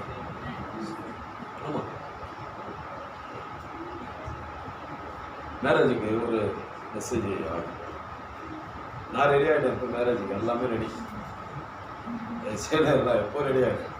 வீட்டில் சொன்னாங்க, எப்பா யாருமே ரெடி ஆகும், இப்போ எல்லாம் ரெடி பண்ணி வச்சுருவாங்க. அது ஏன் சும்மா எப்பவுமே எல்லா காரியத்துக்குமே முன்னாடியே ரெடி ஆகும், 1 மாதம் முன்னாடியே ரெடி ஆகும்.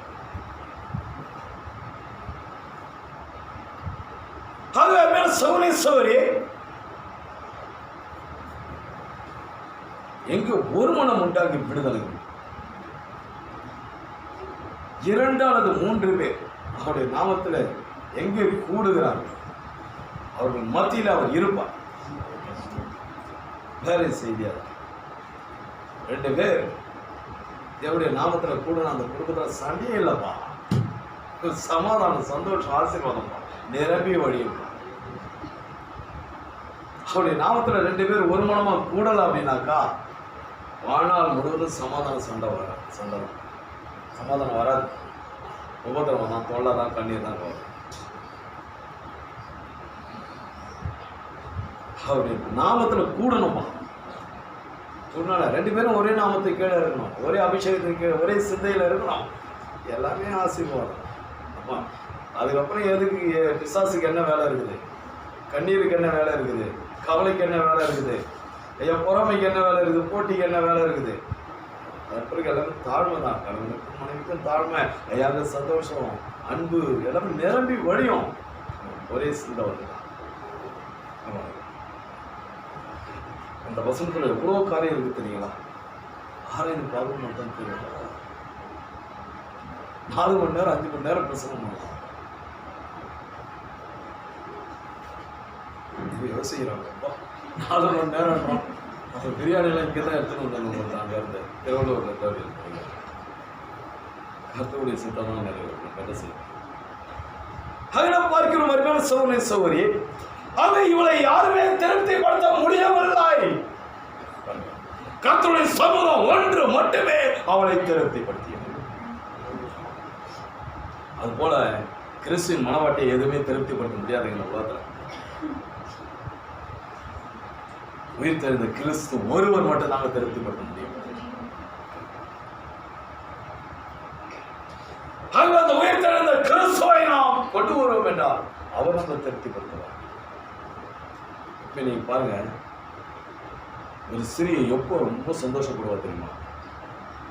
ரொம்ப சந்தோஷப்படுறது எப்போ தெரியும் சொல்லுங்க? எப்போ ஒரு பெண் வந்து ரொம்ப சந்தோஷப்படுவா? ஒரு பிள்ளையை பெற்றெடுக்கும் போது தாங்க அவருடைய சந்தோஷமே.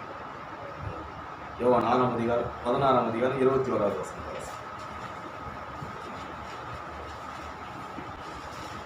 யோவான் 16ஆம் அதிகாரம் 21. அவளுக்கு பிரசவ காலம் வந்திருக்கும் போது அவள் துக்கம் அடைகிறாள். பிரசவ காலம் வரும்போது அவள் துக்கப்படுறாள், ரொம்ப வேதனைப்படுறாங்க, ரொம்ப கஷ்டப்படுறான். அந்த பிள்ளையை பெற்றெடுக்கிறதுக்கு அவங்க கர்ப்ப வேதனை இருக்கிற வேதனையிலேயே மிக கொடூரமான ஒரு வேதனை, கஷ்டமான ஒரு வேதனை, ஐயாவுக்கு பயம் நிறைந்த ஒரு வேதனை. என்ன நடக்குமோ, ஏது நடக்குமோ, ஐயோ நான் என் பிள்ளையை அங்கே சுகமா பெற்றெடுப்பேனோ அல்லது பெற்றெடுக்க மாட்டேனோ, ஐயோ என் பிள்ளை எப்படி இருக்குமோ, ஐயோ நான் என்னுடைய நிலைமை என்ன ஆகுமோ, அவர் பயத்தோடு கலக்கத்தோடு ஐயா ஒரு திகிலோடு அப்படியா அதோடு கூடிய ஒரு பயங்கரமான வேதனை, அவங்க எல்லாமே ஒன்று சேர்ந்த ஒரு வேதனை. எது வேண்டாம் ஐயா, அந்த பிரசவ காலத்தின் நேரத்தில் வர வேதனை எல்லாமே வந்துடும்.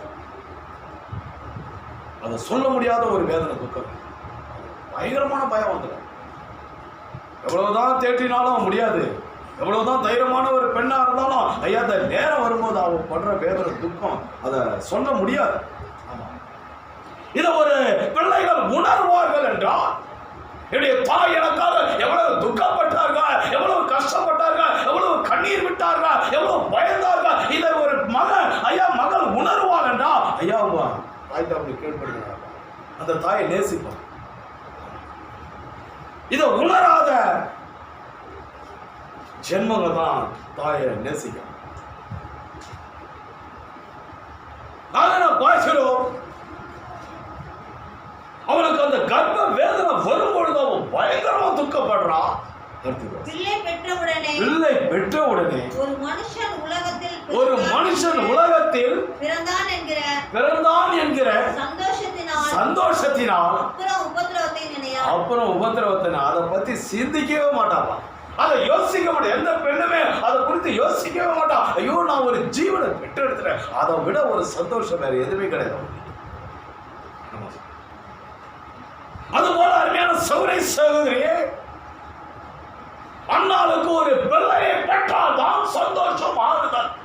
எவ்வளவுதான் எல்கான தேற்றினாலும் அவளுக்கு சந்தோஷம் இல்லை, ஆறுதல் இல்லை, சமாதானம் இல்லை. அவளுக்கு தேற்றான், ரொம்ப நல்ல கணவன் தான், அன்பான கணவன் தான், ரொம்ப தேற்றுறான் அவளை. ஆனா அவளுக்கு சமாதானம் இல்லை, சந்தோஷம் இல்லை. ஏனென்றால் அவள் ஒரு பிள்ளையை பெற்றெடுத்தால் அவளுக்கு சந்தோஷம், அப்பதான் அவளுக்கு சமாதானம். ஒரு ஸ்திரீ பிள்ளையை பெற்றால்தான் சந்தோஷம். அமிதமாகவே அருமையான சகோதரி சோரை கிறிஸ்துவின் மனவாட்டியர்கள் நாம் நிறைவான ஒரு சந்தோஷத்தை பெற்றுக்கொள்ள வேண்டும் என்றால், நிறைவான ஒரு சமாதானத்தை பெற்றுக்கொள்ள வேண்டும் என்றால், ஐயா நாம் ஒரு பிள்ளையை பெற்றெடுத்தால்தான். பிள்ளையை பெற்றெடுக்கலன்னா நிறைவான சந்தோஷம் சமாதானம் வராது. அந்த உபத்திரவத்தோட தான், வேதனையோட தான், கர்ப்ப வேதனையோட தான் இருக்கு. இஞ்சான எல்லாத்தையும் மாற்றி போட்டுச்சு, பிசாசு எல்லாத்தையும் மாற்றிடும். நீங்களாம் யாரும் துக்கலாம் படாதீங்க. யாரும் நீங்களாம் உபத்திரம்லாம் படாதீங்க, பிரசவதெல்லாம் படாதீங்க. வாங்க, டப்புன்னு ஒரு ஊசியை பற்றி டப்புன்னு அறுத்து குடிய வெளியே போகும். ஓ எத்தனை ஓட் இன்னைக்கு பார்த்தீங்கன்னா சுகப்பிரசவம் கிடையாது, அதெல்லாம் மாறி போச்சு. ஆனால் உண்மையிலேயே உண்மையான ஒரு தாய் அந்த கர்ப்ப வேதனை படும்போது ஐயா அவர் என்ன செய்கிறாங்க, அந்த பிள்ளையை பெற்றெடுக்கும் போது ரொம்ப சந்தோஷம், வேத வசனத்தை நிறைவேறும். அதுபோல இன்னைக்கு அருமையான சகோதரி நாம் உண்மையான கிறிஸ்துவின் மனவாட்டியாக இருப்போம் என்றால், ஆண்டவருடைய வார்த்தையை நாம் புசித்திருப்போம் என்றால், நாம் ஒரு பிள்ளையை பெற்றெடுப்போம். அந்த பிள்ளையை பெற்றெடுக்கும் பொழுது நமக்கு நிறைவான சந்தோஷம் தரும், நிறைவான சமாதானம் தரும். தேவனாய் கர்த்தர் நம்மை ஆசீர்வதிப்பார்கள். இன்னைக்கு நமக்கு தேவை ஒரு குமாரன். இன்னைக்கு நமக்கு தேவை ஐயாவே கிறிஸ்து. இன்னைக்கு நமக்கு தேவை ஐயா கர்த்தர். அவரை நாம் வெளிப்படுத்த வேண்டும். அவரை வெளிப்படுத்துவோம் என்றால் நிறைவான சந்தோஷமும் சமாதானமும் நிரம்பி கர்த்தர் நமக்கு தலையாக இருந்து நம்மளை நடத்தும். அவரே நம்மை ஐயா தேவனுடைய ராஜ்யத்துக்கு கொண்டு செல்வார். எப்படியா அண்ணா பெற்றெடுத்த பிள்ளை ஐயா அவளுக்கு ஆசீர்வாதத்தை கொண்டு வந்தார். அவளுக்கு நியாயாதிபதியாக இருந்தான், அவளுக்கு ஆசாரியனாக இருந்தானோ, அவளுக்காக பரிந்து பேசுகிறவனாக இருந்தான். அவளுக்கு எப்படியா எனக்கு தீர்க்கதரிசியாக வரப்போகிற காரியங்களை அவளுக்கு அறிவிக்கிறவனாக இருந்தான். அப்படியா மரியாள் பெற்றெடுத்த பிள்ளை ஐயா அவளுக்கு பரிசுத்த ஆவியை கொடுத்தார். நியாயாதிபதியாக இருந்தார், அவர் தீர்க்கதரிசியாக இருந்தார். அதுபோல இன்னைக்கு அருமையான சகோதரி நாம் பெற்றெடுக்கிற குமாரன் ஆண்டவராக இயேசு கிறிஸ்து நமக்கு நியாயாதிபதியாக இருப்பார், நமக்கு தீர்க்கதரிசியாக இருப்பார். வரப்போகிற காரியங்களை அறிவிப்பார். ஐயா இப்படி இருங்கப்பா, ஐயா உலகம் இப்படி போயிட்டு இருக்குதுப்பா, நீ அப்படி போவாதப்பா, தீர்க்க தரிசனமாய் நமக்கு தீர்க்க தரிசனம் சொல்லுங்கள். ஐயா நமக்கு பிரதான ஆசாரியனா இருந்து நமக்காக அறிந்து பேசுகிறவராக இருக்கிறார். அமர்மையான சகோதரி அவை இன்றைக்கு நாம் கிறிஸ்துவை பெற்றெடுக்க வேண்டும். நாம் அவரை நம்முடைய வாழ்க்கையில் பெற்றெடுக்கிறோமா? நாம் ஒவ்வொரு அதை சிந்தித்து பார்க்கணும். ஜெபம் செய்வோம்.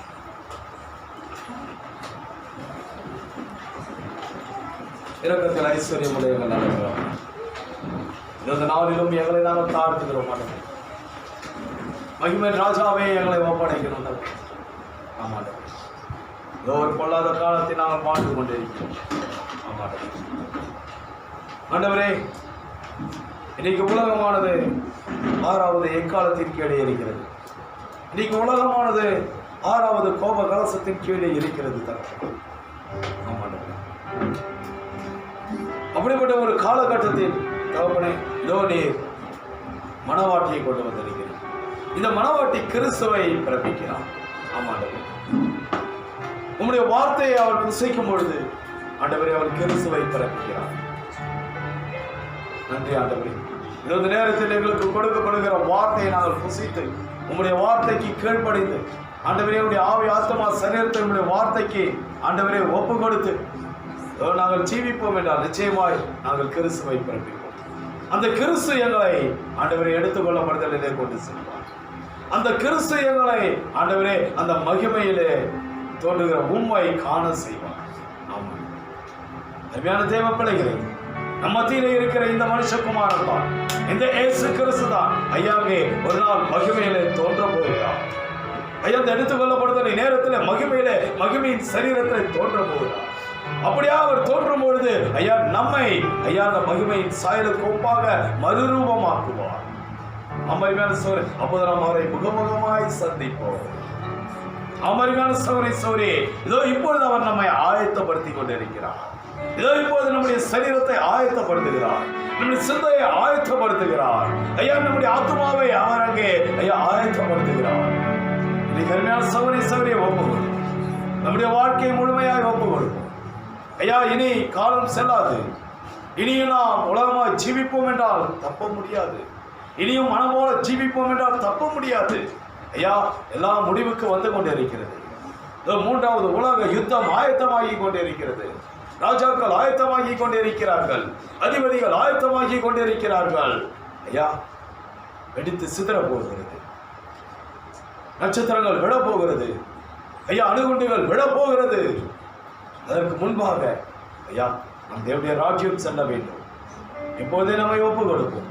தகப்பனே, இனியும் நான் உலகமாய் ஜீவிக்காமல், என் மனம் போல ஜீவிக்காமல், என் மாம்சம் மனசு விரும்புகிறதை நான் செய்யாமல், ஆண்டவரே என்னை ஒப்பு கொடுக்கிறேன். தகப்பனே, ஆண்டவரே உங்களுக்கு பிரியமாய் நான் ஜீவிக்கிறேன். ஆண்டவரே, எனக்கு ஜெப ஆவியை தாரும். ஆண்டவரே, இதோ ஜெப ஆவி ஒன்று மாத்திரம்தான் சூழ்நிலையை மாற்றும். ஆமாண்டவரே, என்னுடைய வாழ்க்கையினுடைய சூழ்நிலை மாற வேண்டும் என்றால் எனக்கு ஜெபம் தேவை. என் குடும்ப சூழ்நிலை மாற வேண்டும் என்றால் ஜெபம் தேவை. என் சபையின் சூழ்நிலை மாற வேண்டும் என்றால் ஜெபம் தேவை. அருமையான தேவ பிள்ளைகளே, நம்மை ஒப்புக்கொடு.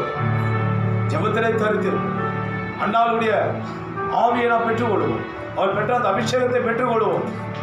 அவளுக்குள்ளே பேசின அந்த சத்தம் இன்றைக்கு நம்மோடு பேசிக் கொண்டிருக்கிறது. ஆமையா, அதே சத்தம் தான். அவளுக்குள்ளே பேசின அதே உரைக்கப்பட்ட வார்த்தை தான் இன்றைக்கு நம்மோடு பேசிக் கொண்டிருக்கிறது. இதோ நம்மை நாம் ஐயா கொஞ்சம் தட்டி எழுப்புவோம், நம்மை ஒடுக்குவோம்.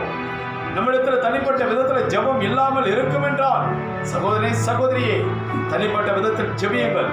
அப்படி ஜெபித்தால் மட்டும்தான் கர்த்தர் இடைப்படுவார், இல்லை என்றால் கர்த்தர் இடைப்பட மாட்டார். கணவன் மனைவி பிள்ளைகள் குடும்பமாய் ஜெபியுங்கள். அப்படி ஜெபித்தால் தான் கர்த்தர் இடைப்படுவார். வாரத்துக்கு ஒரு நாள் அல்ல.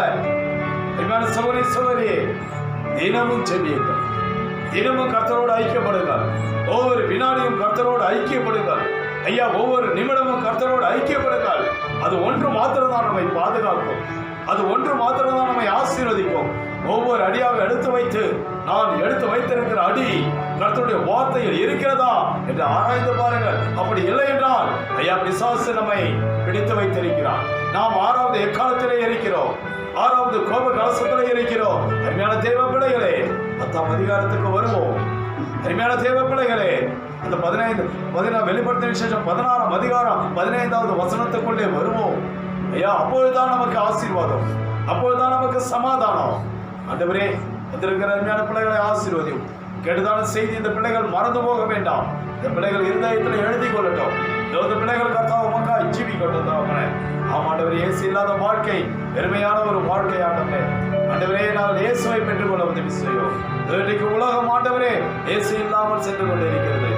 இயேசு எங்களோடு கூட இருக்கிறார் என்று நினைத்துக் கொண்டு அவர்கள் ஆண்டவரே இயேசுவை பெறாமலே ஜீவித்துக் கொண்டிருக்கிறார்கள். நாங்கள் அப்படி இல்லாமல் ஆண்டவரே, நீர் எங்களோடு கூட இருக்கிறீர் என்ற அடையாளத்தை நாங்கள் பெற்றுக்கொள்ள எங்களுக்கு உதவி செய்யும். ஆண்டவரே, எங்களுக்கு ஜெப ஜீவியத்தை தாரும். ஆண்டவரே, அமர்மையான தேவ பிள்ளைகளே, உலகத்தினால் அடுத்த இந்த இருதயத்தை ஊற்றி ஐயா, நீ தனிப்பட்ட விதத்துல ஜெபிக்கிறாய் என்றால் அதுவே கர்த்தர் உன்னோடு கூட இருக்கிறார் என்பதற்கு ஒரு பெரிய அடையாளம். ஜெப ஜீவியம் இல்லை என்றால் கர்த்தர் உன்னோடு இல்லை. அமர்மையான சகோதரி சகோதரியே, நாம் ஆசீர்வாதமா இருக்க முடியாது. ஆண்டவரே, எங்களை ஒப்படைக்கிறோம், பொறுப்பேற்றுக் கொள்ளும், வழி நடத்தும். கெடுதான வார்த்தை இந்த பிள்ளைகளுடைய வாழ்க்கையில் கிரியை செய்யும். ஆபிரகாமின் தேவன், ஈசாக்கின் தேவன், யாக்கோபின் தேவன், எங்கள் தீர்க்கதரிசியாகிய வில்லியம் மரியன் பிரன்காமின் தேவன் இதோ எங்களோடு கூட இருக்கிறீர். அந்த உத்தரவாதத்தை நீர் எங்களுக்கு கொடுத்திருப்பதற்காக நன்றி. அருமையான சகோதரி சகோதரியே, நாம் தீர்க்கதரிசியுடைய புத்திரர்கள், நம்மோடு கூட கர்த்தர் இருக்கிறார். நம்ம வீட்டில் ஐயா அவர் இருக்கிறார். ஐயா, எண்ணெய் நிறைந்த ஒரு பாத்திரம் நம்மோடு கூட இருக்கிறது, மறந்து போக வேண்டாம். ஆகவே அவர் நம்மை விட்டு விலகுவது இல்லை, நம்மை கைவிடுவது இல்லை. அவர் நம்மை ஐயா நடத்துகிறார். ஆக அந்த விசுவாசத்தோடு ஜீவிப்போம். முழங்கால் படியிட்டு ஆண்டவரிடத்தில் கேட்போம். எதுவாக இருந்தாலும் ஆண்டவருடைய பாதத்தில் ஒப்பு கொடுப்போம். அவர் நம்மை சரியாக நடத்துவார், வார்த்தையிலே நடத்துவார். அப்படி தேவன் நம்மை எப்பொழுதுமே ஐயா சிறுகட்டு போக விட மாட்டார். அவர் நம்மை சரியான வழியிலே நடத்துகிறவராயிருக்கிறார். ஆண்டவரே, வந்த பிள்ளைகளை ஆசீர்வதியும், பிள்ளைகளை பாதுகாத்துக் கொள்ளும். இவருடைய தேவைகள் எல்லாவற்றையும் சந்தியும். இவர்கள் கைட்டு செய்கிற வேலைகள் எல்லாவற்றையும் ஆண்டவரே ஆசீர்வதியும் தகப்பனே. நீரே இந்த பிள்ளைகளுக்கு ஆண்டவரே வழிகாட்டியா இருந்து, நீரே ஆண்டவரே நியாயாதிபதியா இருந்து, ஆசாரியனா இருந்து, தீர்க்கதரிசியா இருந்து ஆண்டவரே பிள்ளைகளை நடத்துங்க. ஆண்டவரே பொறுப்பேற்றுக் கொள்ளும்படி எங்களை நாங்கள் தாழ்த்துகிறோம். எல்லா துதிகளும் மகிமையும் உமக்கே செலுத்துகிறேன். கர்த்தராகிய இயேசு கிறிஸ்துவின் விலையேறப்பட்ட நாமத்தில் ஜெபிக்கிறேன். ஆமென். Praise the Lord. நாம் ஒரு பாடலை பாடுவோம். ஆபிரகாமின் தேவன், ஈசாக்கின் தேவன், அவர் நம்முடைய தேவன். அந்த தேவனை நாம் உள்ளத்தின் ஆழத்திலிருந்து ஆராதிப்போம். அவர் நம்ம மத்தியிலே இருக்கிறார். அல்லேலூயா.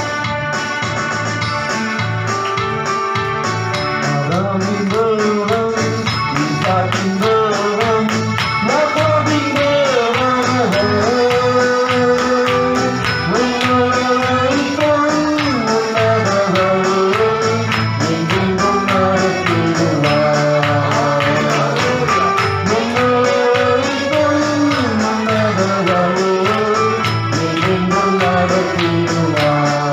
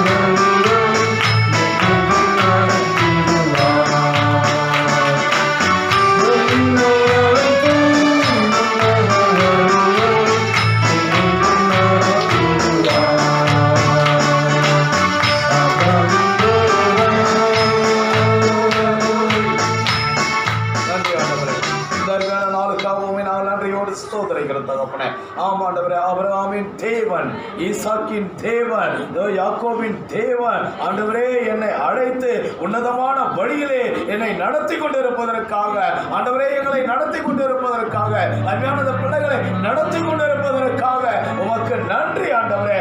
ஆமாண்டவரே, கசந்த மாறாவாக இருந்தாலும் ஆண்டவரே நாங்கள் கவலைப்பட தேவையில்லை தகப்பனே. கர்த்தர் எங்களோடு கூட இருக்கிறீர் தகப்பனே.